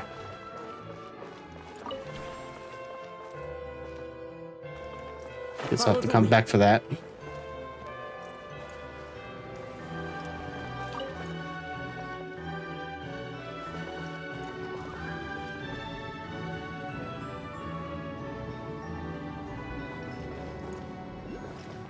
Hello.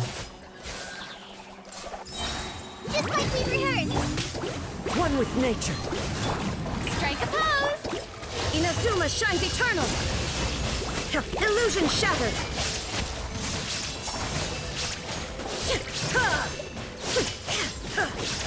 As one with wind and cloud.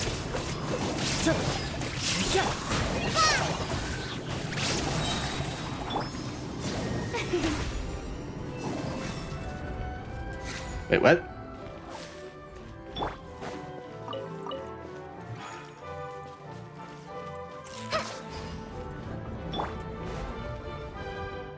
Yeah, I really do need an archer.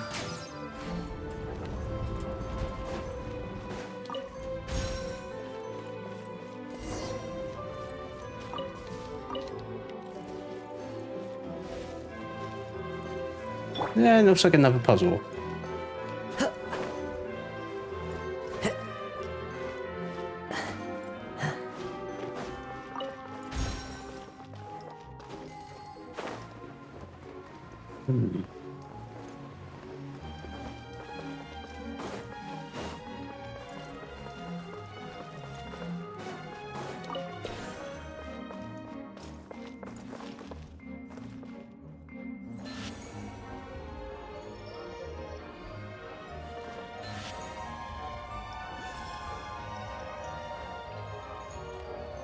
Maybe a bit faster, you know. Wait, is this a timer? Damn it!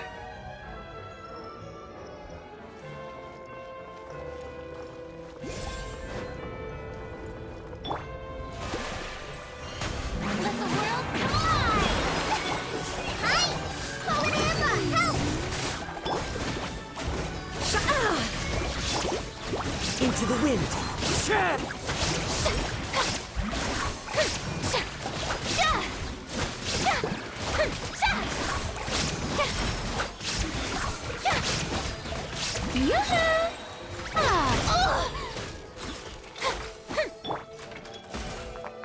Please heal Raiden. She's almost dead.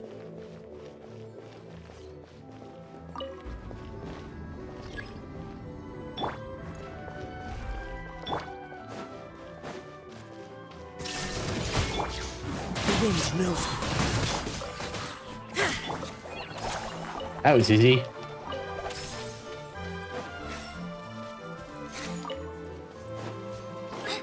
Practice on the sun! Fallen leaves. Adorn my night. One with nature.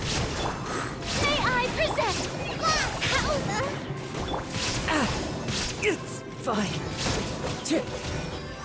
The wind knows me. There is no escape.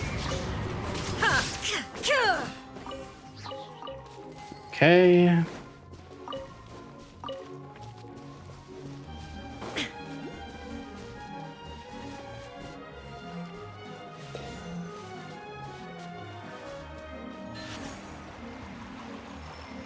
I see.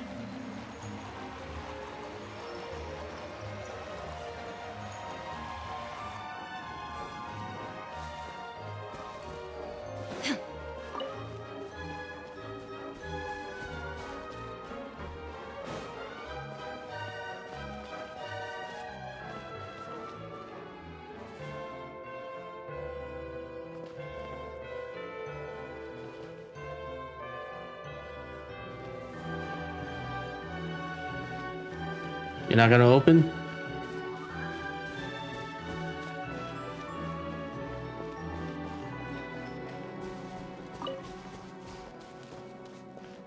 I guess not.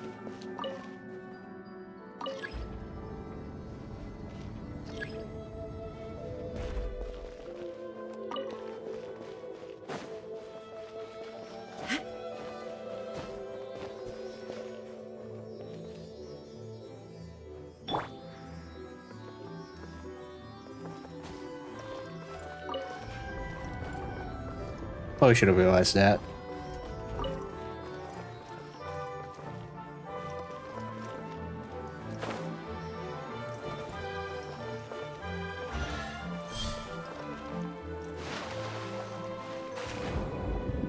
That was a bit ominous.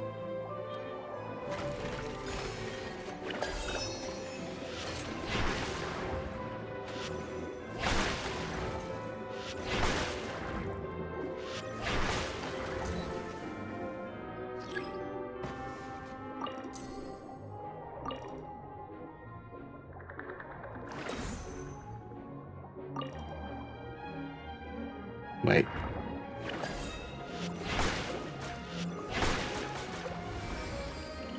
There we go.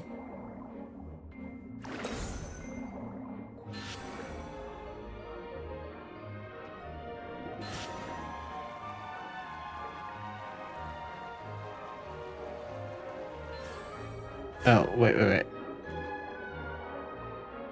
Stand up a little. Well, rise up a little, I should say.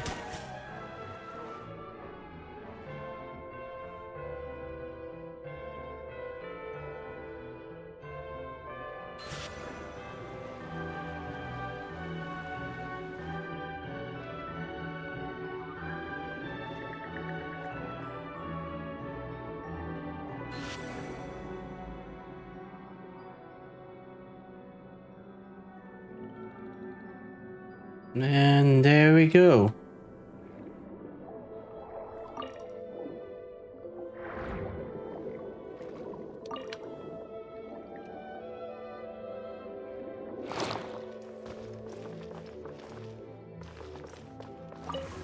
Is this here?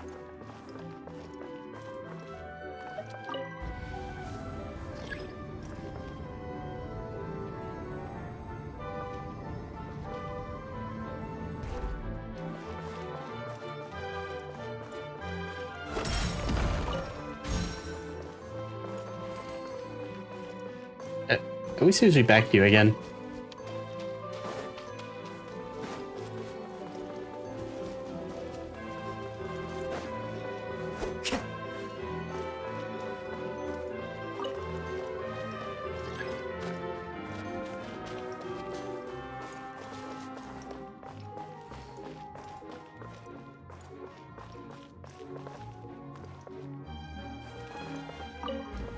I was gonna say, why are you blank?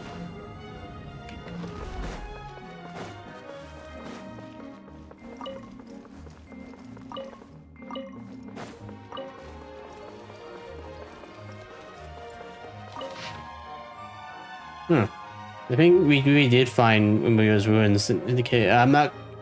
Well, I will read it, but this is a lot of words and my throat's killing me already. I'll try to summarize it.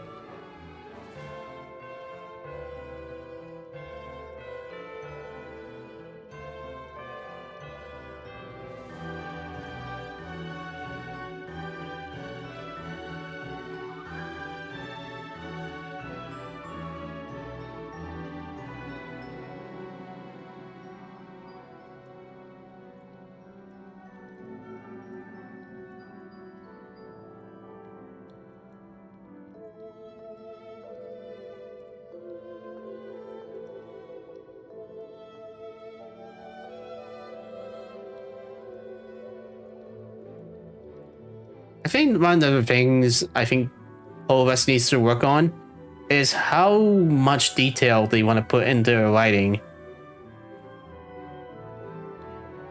As it can be a little bit annoying to read when there's so much to read. I know there's people who like that. I think they need to be a little shorter.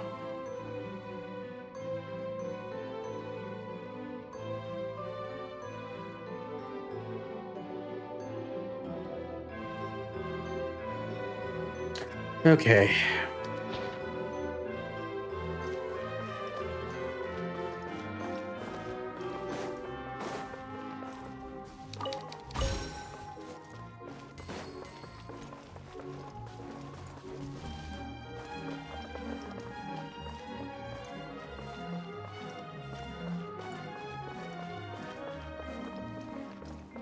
It looks like all the paths are working. Except that one.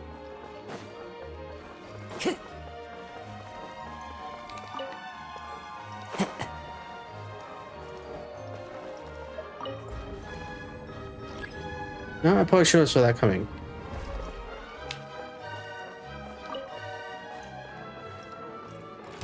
Into the wind.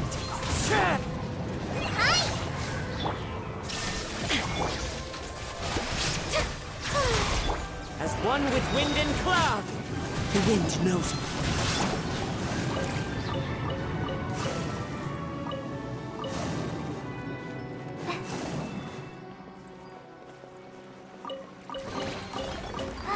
Glad there weren't any poisonous mushrooms inside. I guess it's not here either.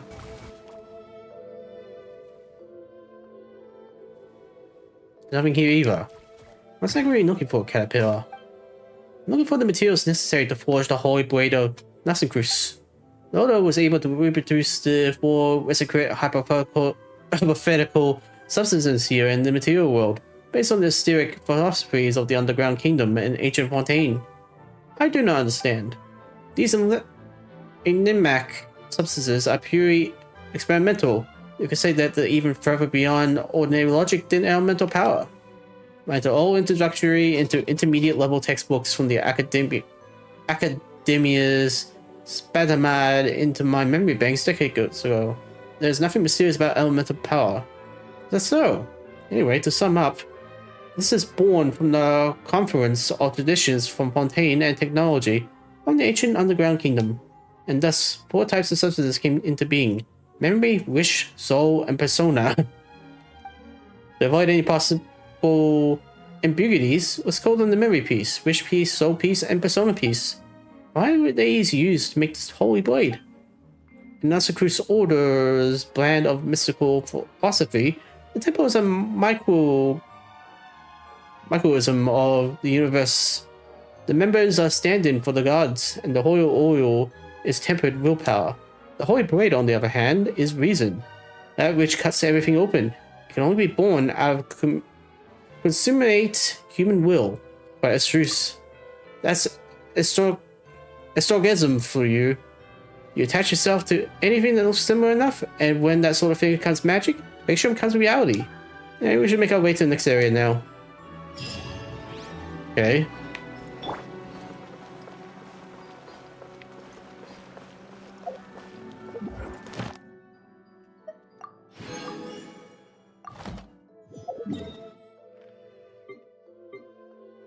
Where are we going next? I mean, there's that room that we aren't able to enter.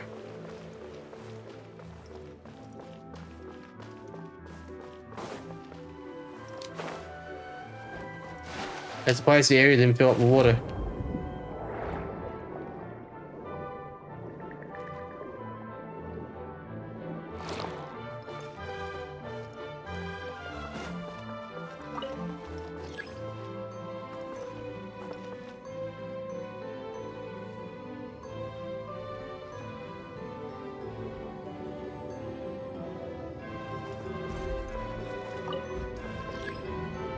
Wonder if the bear is open now. If not, I'm not sure how I'm going to solve all those mirror puzzles. Nope, still closed. Why though? Do I not have something that I need?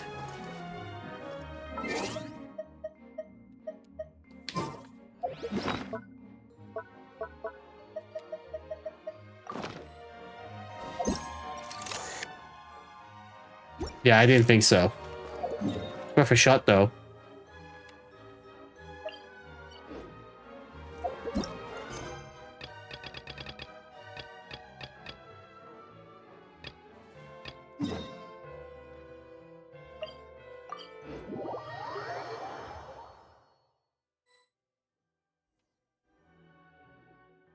I do not remember ever being here.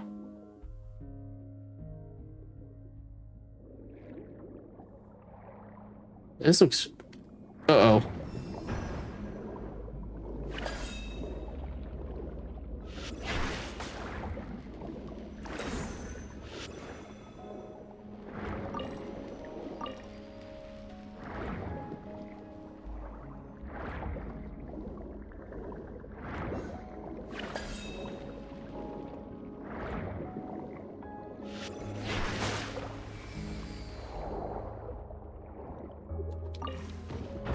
Damn it.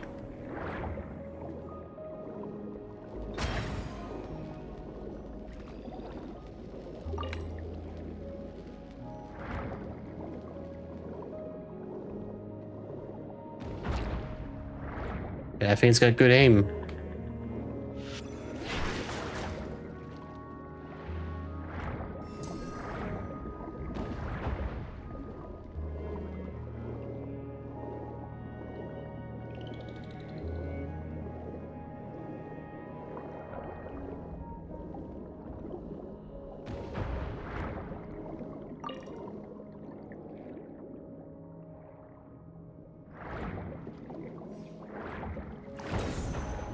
Oh. Guess I should have realized. But seriously? There we go. Now it's friendly.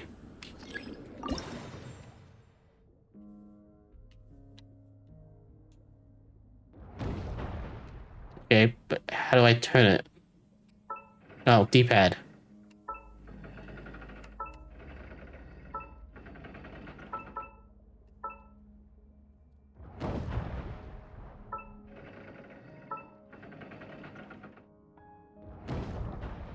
There we go.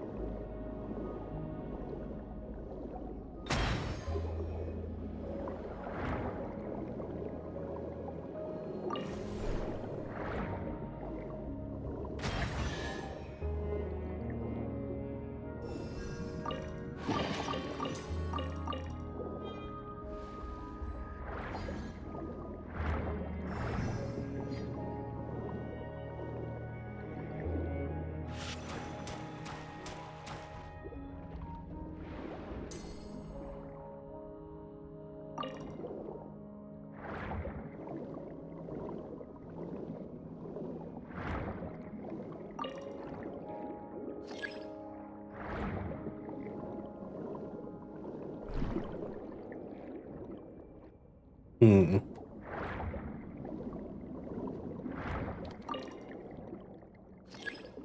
Let me see.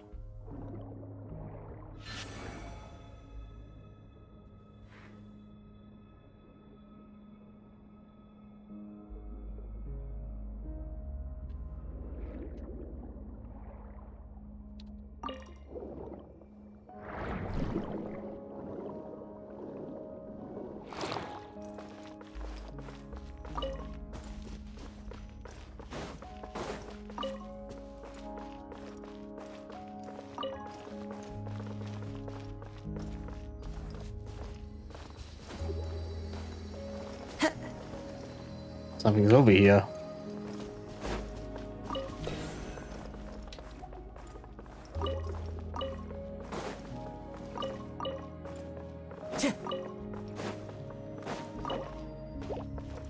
Damn, okay, guess I need to find the key. Which is probably what I saw earlier.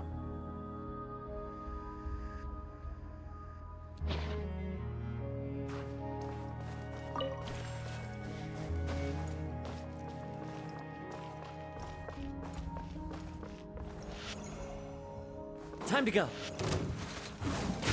Strike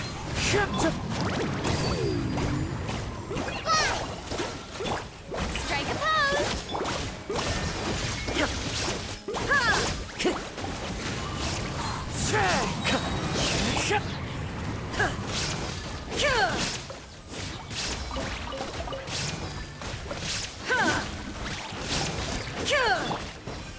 There we go. Yeah, another puzzle. But this one doesn't have underwater.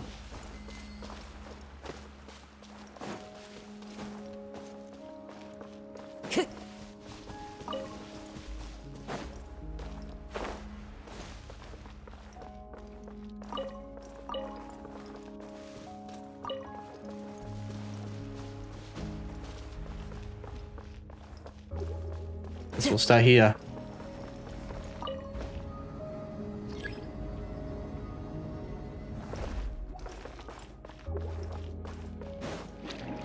Oh, guess there is underwater.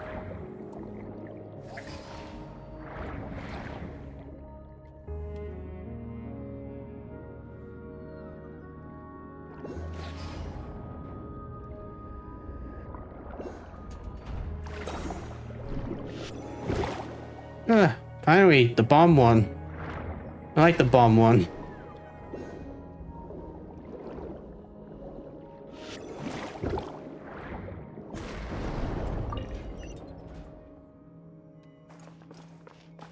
Time to go. Ah, the bomb one's Into the gone. wind. Write this on the side! Shower me with praise! Wait, what the hell is that? Oh, it's the grenades. Wind knows. Falling leaves adorn my night.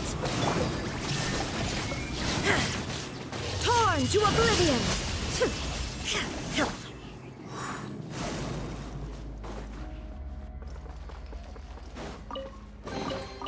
Who says there aren't benefits to a life of wandering?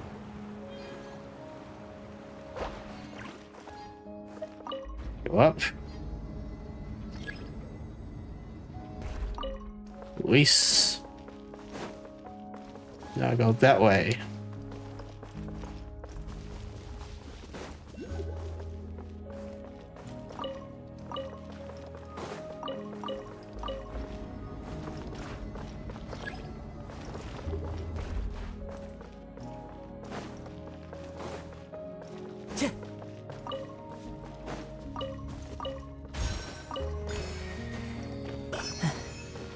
I can't go through there. One with nature. Shine down! Hi!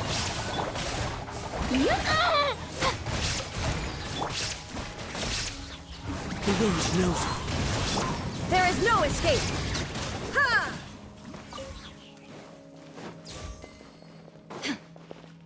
Go down. And release.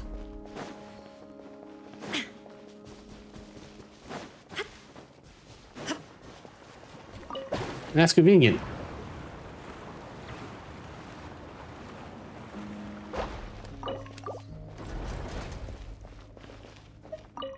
Go down. Release.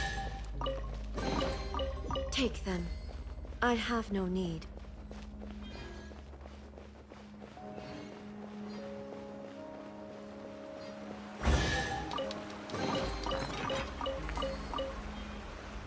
And that should be it. And once again, nothing there. Just like with our Genosis. Did someone take whatever was here too? Looks that way. Guess who is? It's Jacob. We had an altercation with him inside Elness once. Gratification? Recently? Not once. When I saw that unfortunate victim at the gate, I knew it was his handiwork. It seems he's still active after all. Then what does he want with the stuff he took from here? Simple. He too wants to reforge the Holy Blade of Nasacruz. The dream of the Ordo remains unrealized. Anyway, we should make our way to the final area now. At the tower.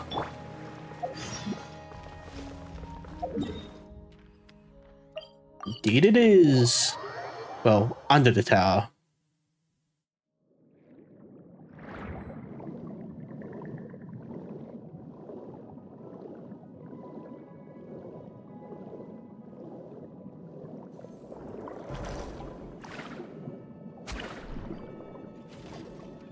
I need weapons. Ah, you'll do.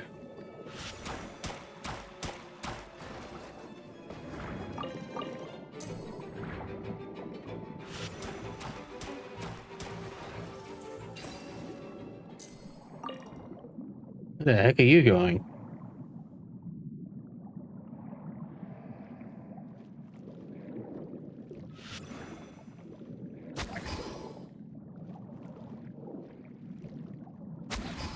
Hmm.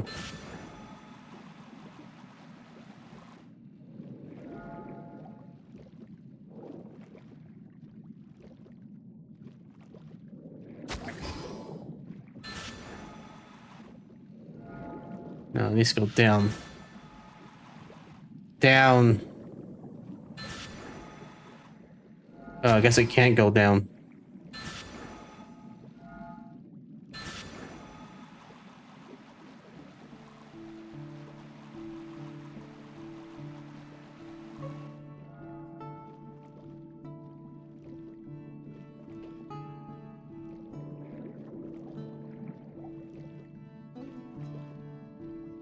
Yeah, that's holding it in place.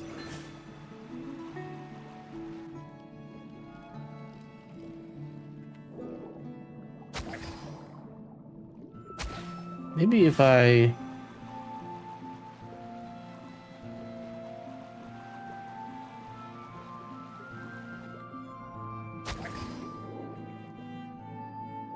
Cool. Solved it.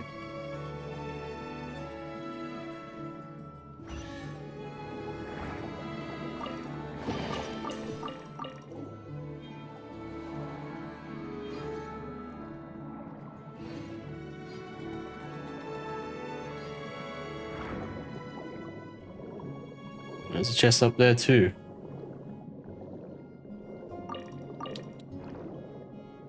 Just figure this one out. Then head into the shrine thing.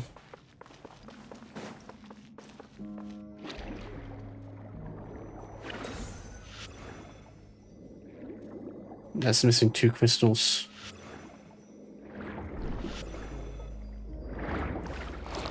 Time to go.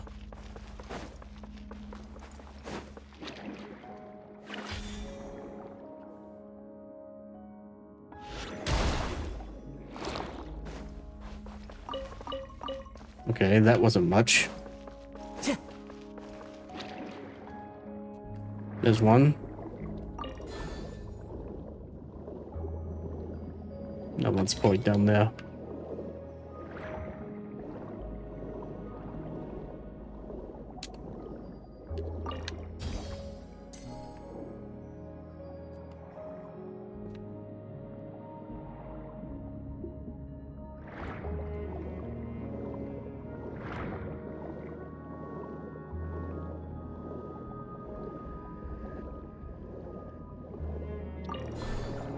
Or I guess not.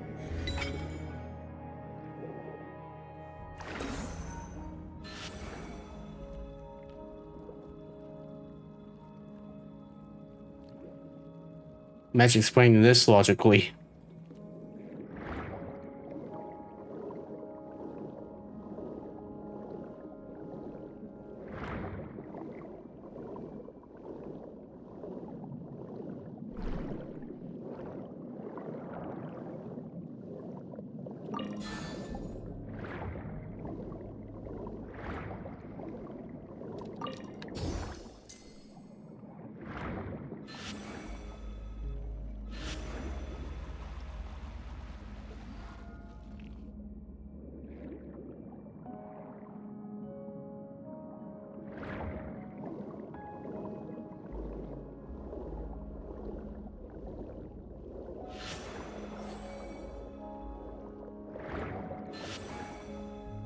No?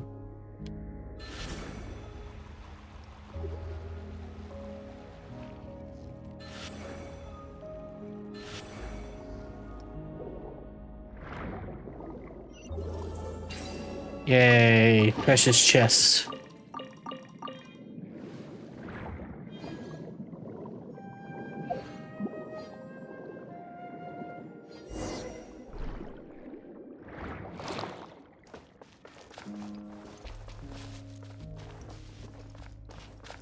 Chances are he's already beaten us to it. The other three were examples.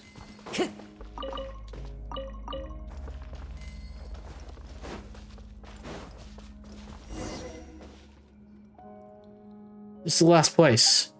Our search hasn't turned up anything so far. Very true, but the entrance is shut, which means we still have a chance. Looks like our adversary hasn't solved the riddle here. This question here reads, always united, on an instant, often contradicting, I'll accompany you in eternal rest. And the last line is the first droplet. The areas from before had riddles like these as well. Do you guys still remember the answers? Shadow. Life. Love. The answers keep getting more abstract, don't they? Caterpillar Seymour, do you know the answer to this riddle? I think I have an idea concerning the first droplet. It sounds like it's referring to the first raindrop that fell following the creation of the world. Maybe this idea was in vogue with both ancient Fontaine and Odo. But how are we supposed to find stuff like that? Well, this first droplet became part of the water first interact. In that sense, every drop of water is the first droplet. It's like the first god spreading out the potential for greatness. An element of divinity is present in every person's body. But if that's simple, the person who came up before us should have no problem offering up the right answer. Indeed, I'm probably wrong. Well, if it was the wrong answer, it was a good one. I can only conclude that the person who set up the riddles have no sense of romance. And now he's laughing at you for not getting how security works. Unable to provide an answer. My search for the first droplet retrieved 1,200 results. Legend has it the world's first drop of wine came to be when the animal god... Okay, you stop there. I gave it a shot. Let's go to Monster's Hat. If you're gonna flog a dead horse, let's at least go about it the right way. About that, I think I have something to share. So legend says the oceanist came from the first tear shed by the previous Hydro Archon, meaning the first tear on the earth was shed by the first Archon after first ocean did after she came to understand humanity. Wouldn't the first tear of the world have come from the first crying human baby? Animal tears are actually soap discharges, and in those peaceful times, humans breathed their first laughter. That's what the legend says anyways. Actually, I believe the cries of babies and animal soap discharges can be regarded as similarly unemotional behaviors. Babies cry due to external stimuli, and to fill their youngs with air as quickly as possible. That's what the Sumeru Ruta textbooks say. Is the answer notioned then? That does seem like an answer that the person before us might not have provided. I think you're being a dead horse here. I think this is the right track though. Based on my understanding of the Nasa Cruz Odo, this makes logical sense. The Red Empress who dreams in a place unknown. The dreamer who never says what they mean. That's even more confusing than the riddles. Well, does that matter? We already at the final juncture. Whatever the case, the answer will come to light in the end. Now then, on, if you wouldn't mind. Sure, I'll give it a try. But do come up with another answer quickly if I fail, alright? It opened. I have to get the last piece, otherwise the holy blade will fall into Odo's hands.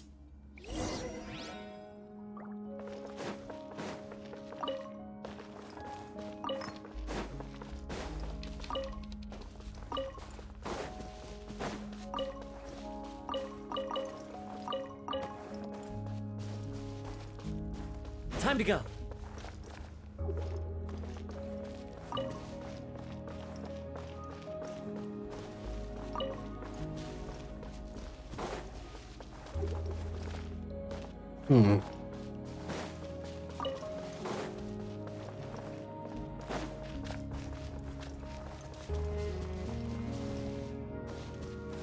This is mysterious.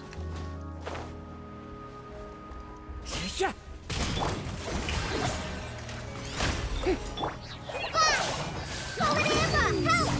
Illusion shattered. Clouds high. The birds call. Into the wind. Time to shine!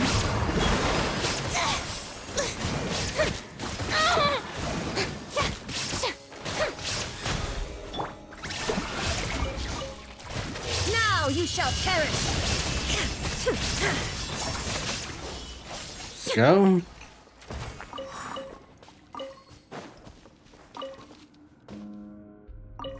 Yeah, I really gotta find a place to cook.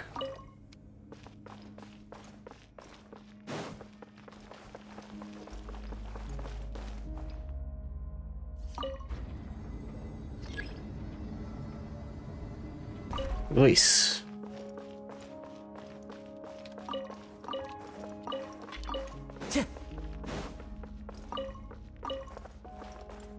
Time to go. And this one's underwater.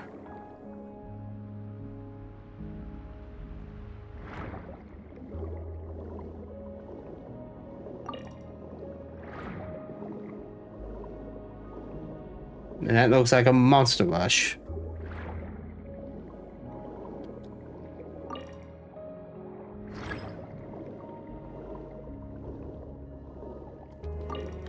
Guess I'm trying to figure out how to drain it.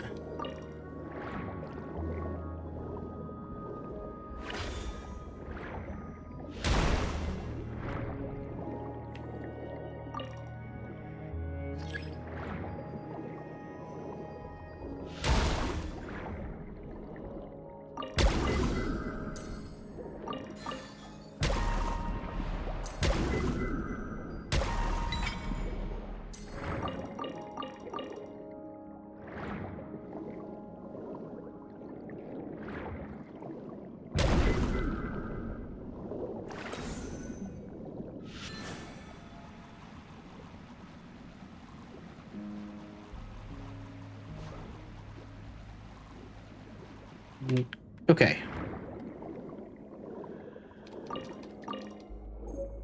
Alright, then I missed that.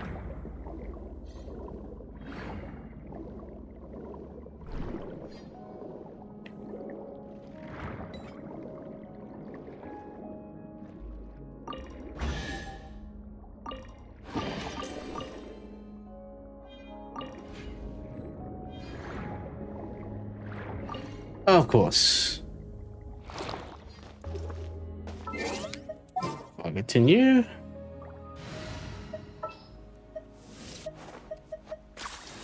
Deal. I'm in. He would be better for this, I feel.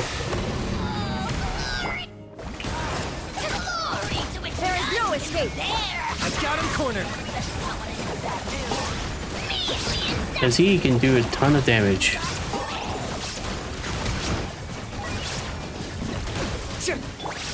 Falling leaves. Adorn my night. One with nature. Target acquired.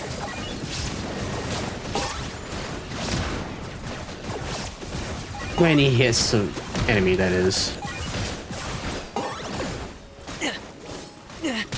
My mistake. Torn to oblivion. Illusion shattered. Clouds high. The birds call. The wind knows me.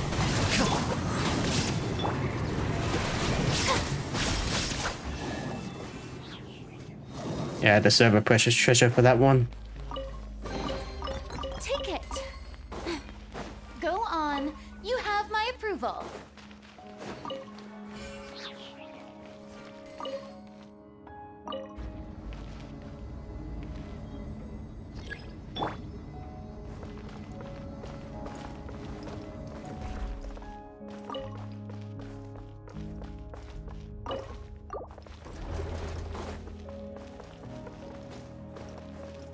Hmm.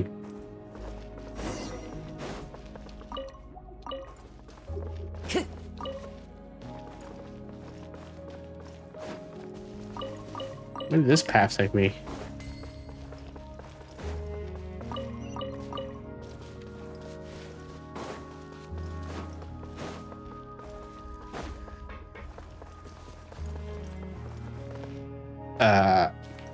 Okay. I guess I wasn't meant to go this way.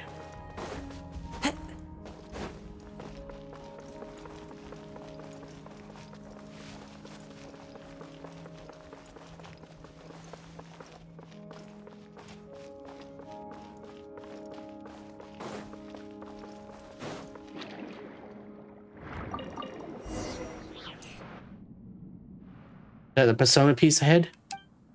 I never analyzed the density of the substance before us. We just have a mass of 0. Also, we got the last piece. We should at least be able to negotiate a bit with our observation now. On the bright side, at least we can stop the Nasa Cruz Odo from forging the Holy Blade. Not at all, Paimon. Our final goal is to forge the Holy Blade ourselves, and use it to stop their plan.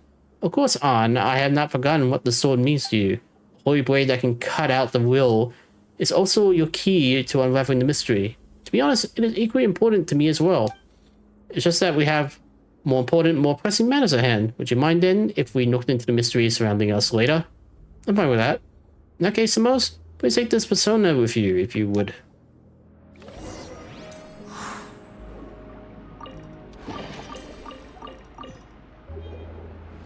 Alright. As well as I can take this as meaning you accepted our invitation. Uh-oh. What's happened? What just happened? Someone said something, and then we were separated from Caterpillar and the others. Where are we being sent? I don't know. Maybe the tower?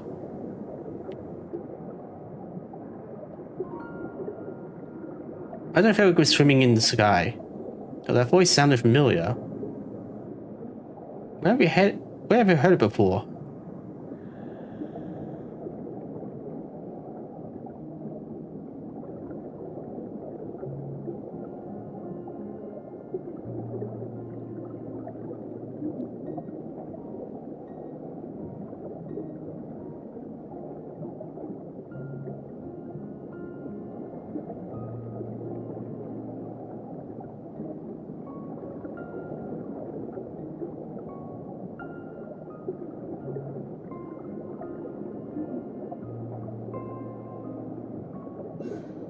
Looks like we're heading to the top. The roof. We end up at the top of the tower of a basalt place. We're separated from Caterpillar, Arn, and Seymour. What should we do? It looks like there's traps waiting down below. Things haven't gotten serious yet. Let's check out the scenery. Not dangerous yet. Let's count some prime numbers. Come on, you should at least have a little sense of urgency. Palmer knows you're a great fighter, but Palmer's worried about the others.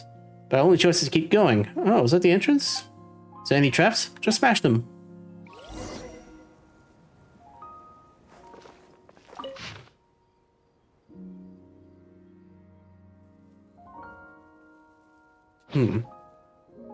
Well, first let's climb up.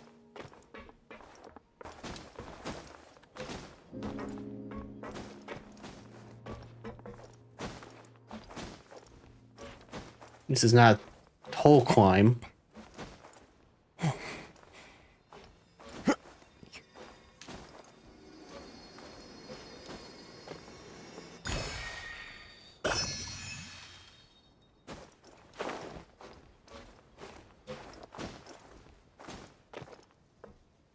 You can see all Fontaine from here. Cool.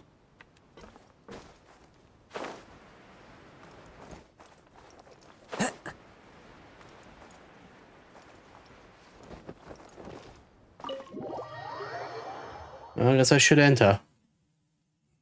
My legs are killing me now. Wait, could this be? That's the cruise auto? Huh, we're back here. Oh, this must be the real one.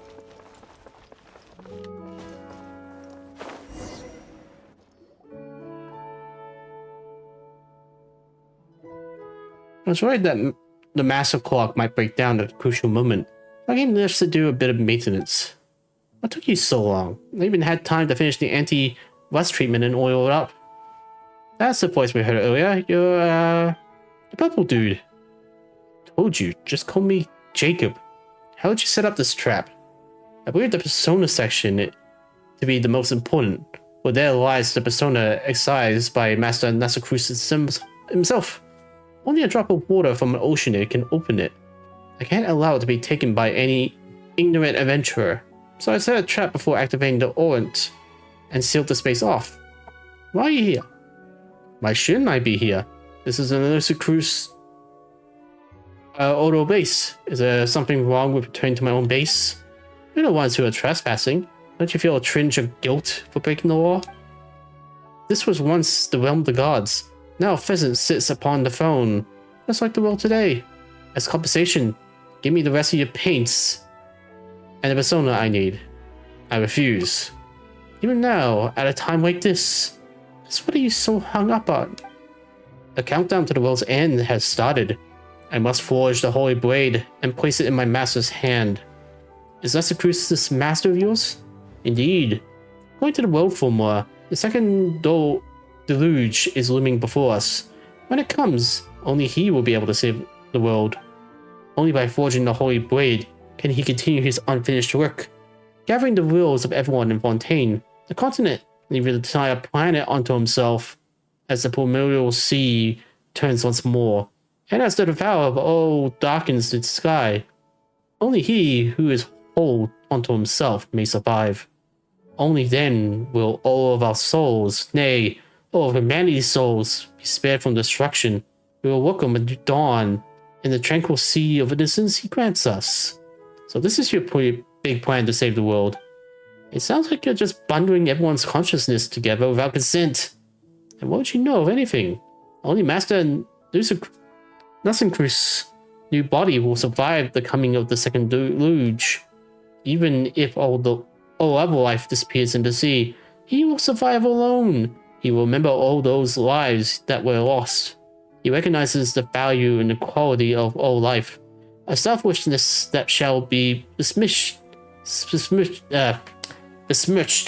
by one such as you. So where is he now? In the deepest depths beneath us, when the thugs and dogs of Fontaine surrounded us and attempted to wipe us out, he descended alone into the abyss below. But he must still be alive, and the time for his return is nigh. Quickly, give me what you have on you. Then I will have all the offense, and you may leave. How about this? I will trade you this rust treatment and oil, and give us a gift for that foolish dog. In the dawn of the new world, it's unlikely that there will be a place for it, or Guillotin's fantasies. I refuse. The world is not as weak as you think. That's right. Paimon Samoas has seen more crises than you've eaten Lotus flower crisps. And we always come out on top. Truly, there's no reaching your exalted heights. I remember how the master used to pretend to be an evil dragon when he played as children. Who would have thought he would become the hero, or the real evil dragons would come at us, one after another? Guillotin may have disappeared, but here his successors come, self-assured, making themselves totally infallible. What the heck are you talking about? The time has come. A century ago, the prophecy predicted all. He will return. If you will not give me what I need willingly, I will take it myself.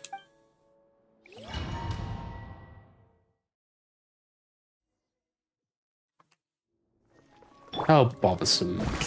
Alright, time to kick your ass.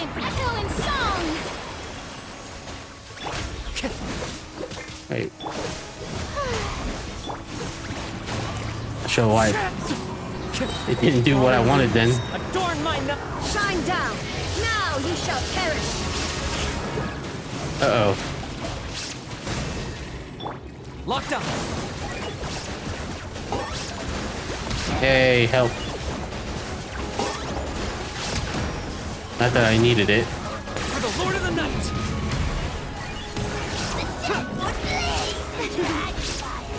Oh, brilliant! There is no escape!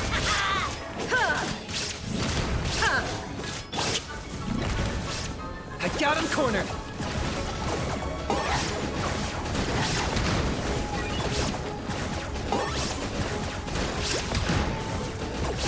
You're easy. Super easy. You should be ashamed of yourselves. Haha. It's been a while. Just was still no sign of metamorphosis, I see. Perhaps you've grown too used to being a caterpillar? Have you already forgotten the time we spent here? It was a brief time compared to our eternity, but those brief moments granted us mastery of this universe. I was nothing more than you exhibit at the time, nor could I understand your grand plans. Plus, I tend to have a bad memory for things I don't like. But on your return, you performed the dispelling ritual. How fastidious of you. Fastidious of you. Of course, how could I allow spiritual impurities or contaminants into the master's space? Alas, you have not left your cocoon. You'll return to the void in the end. There is no place for you in the new world. Hand over the rest of it. I shall permit it. Seems it is you who are the hero wielding the holy blade in this telling of the story, while I am the dragon who falls to your sword. It matters not in the end. All the elements are in place, and the dragon has been defeated. You may guard reason. For now. After all, nobody can truly own the holy blade. We merely hold it as it travels in the direction it must, until it reaches its final destiny. The holy blade can be any object, but there is particular symbolism in it being a sword. Well then, let's set something that can hold reason. Let's use the holy blade of Nascent Cruise we found earlier. This is... What's next, Jacob? Don't you want to reforge the holy blade as soon as possible? Next, Oceanid. You touch the sword. Is this a trap? No. Although the holy blade can part any will from water, it can also unite wills. It can accommodate both the primordial and that of order. You have been chosen because, even if you are of illusion, it contains something that the Nasacruz Order has gathered over many years. The power of will. Should we trust him? Biological indicators show a very low probability of lying, though I remain doubtful. How long must you dawdle? You're no better than the rusty old shell Gilton created. Would you like some oil for your brain? A rust remover. Speaking of rust remover, what about it? That watch. Yeah, we could try using the rust remover on the watch. What nonsense you're going about? Adults shouldn't interrupt children. And I'm a child too. Oh, it's open. Got a photo. 5 people in our Oceanid. There's a photo inside. How nostalgic. Elaine, Reen, Director Lyris, Marianne, and myself, as we once were. I remember this photo. I think I remember. Matching traits detected. That is Marianne, my ward. Well, has the oil helped lubricate your rusty decision-making skills? If we don't take this step, we may never be able to lead the world of memory. Yeah, let's give it a try then. It's okay. I made up my mind. Oh. Is this what the Holy Blade of Nasacruz is really like? Aren't you listening? Caterpillar just explained that the Holy Blade can indwell any form that holds significance. Ah, just like the Holy Blade of Nasacruz we imagined. You changed back. Ahem. Very good. My mission is complete. Now I propose a trade. Now you, Oceanid, please take all my emotions and memories. Huh? My power is no match for yours, and I will soon disappear. Save all that I am, that I may be reunited with everyone in the new world. So he's not up to date with the latest news. But we established several nods in Fontaine in accordance to the seal of chimical marriage as part of our response to the apocalypse. Today, only the 5 most important survive. Only the smallest part of the master's plan has been implemented, but even that is a form of success. The arrival of the new world is fated. I cannot absorb your persona and memories. After all, I have no wish to retain anyone, as with such serious sins on their hands as you are now. Huh? You may no longer be a crybaby, Jacob, but as you are now, you are still not worthy of eternity. Rather than do that, we will help you and treat you. You must atone for your sins. Part of the Red Empress is within you, so you should know that she rejected the future. She wanted to return to the Nasa Cruz Institute as it was, and watch again as we pretended to be the Nasa Cruz Adventure Team. Beautiful memories are the only eternity in this world. There are no others. Granted to me, O being of eternity. I do not wish to do so. I will persuade that part of Virus too. The appointed time has come. It seems the watch round up running a little fast over the course of the century. What's going on here? I have reversed the seal of chimeric marriage and reforged the holy blade of reason. The truth of the world formula has been proven. The seal of chimeric marriage is an ancient Fontanian ritual meant to seal off the source of life. Now that it's been reversed, and all have been set free once more. That's insane. The primordial sea. Wait, back at the Fortune Meripede. Meripede. The primordial sea was. Now it's time for our master. No, for Ween to return. Not Ween Schwarzer. Just joking. He will break the seal and control the source of life. The pure water of life will inundate the world as he rises once more, giving birth to a new universe. All souls will be preserved forever, and the blade of will shall fall into the waters and be grasped by its legitimate owner. All will be united as one, and gain the power to combat the apocalypse. Jacob, I've already anticipated the end for this body. The clock may stop, and its hands fall still. It may take Master a little time to find my will in the new world. Do not worry, we will meet there again. Jacob!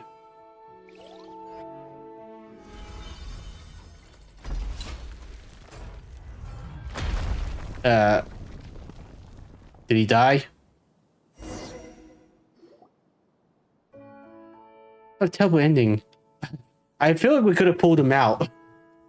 But I fear there's little time for mourning or lamentation. Everything now hangs by a thread. My sense of direction is right. I'm afraid the interior of the Tower of Gestalt is below us now. You've never been there, Carabio? It's the closest point to Master's ultimate goal. I do not believe many have been there. That means we don't know what we'll find there. I'm ashamed to admit it, but yes. What's all this?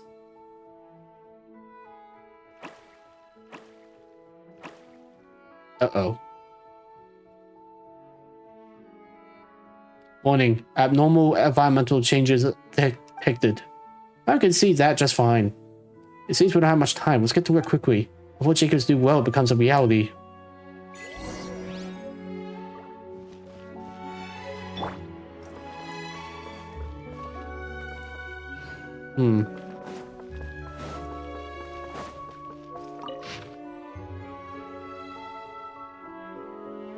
Okay.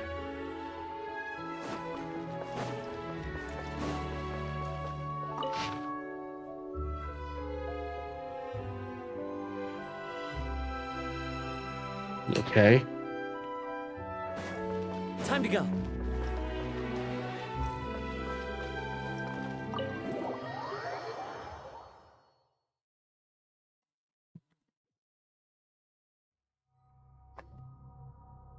What a huge mechanical core. How should we descend? Optical coupling the sign, is it? Looks like we just need to get all the ways to hit the targets. So how do we do that? Must be some kind of equipment nearby. Have a look around.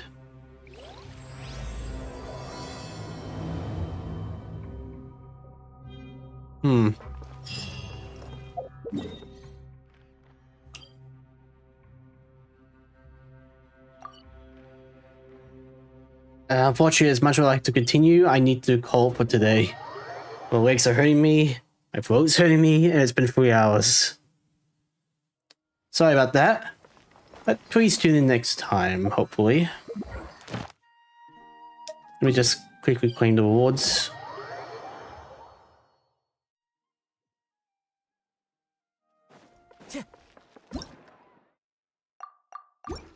Ad Astra. Thank you for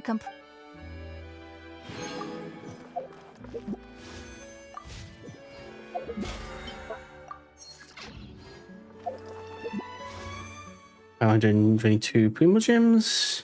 Not bad. I'm just gonna save them. Alright.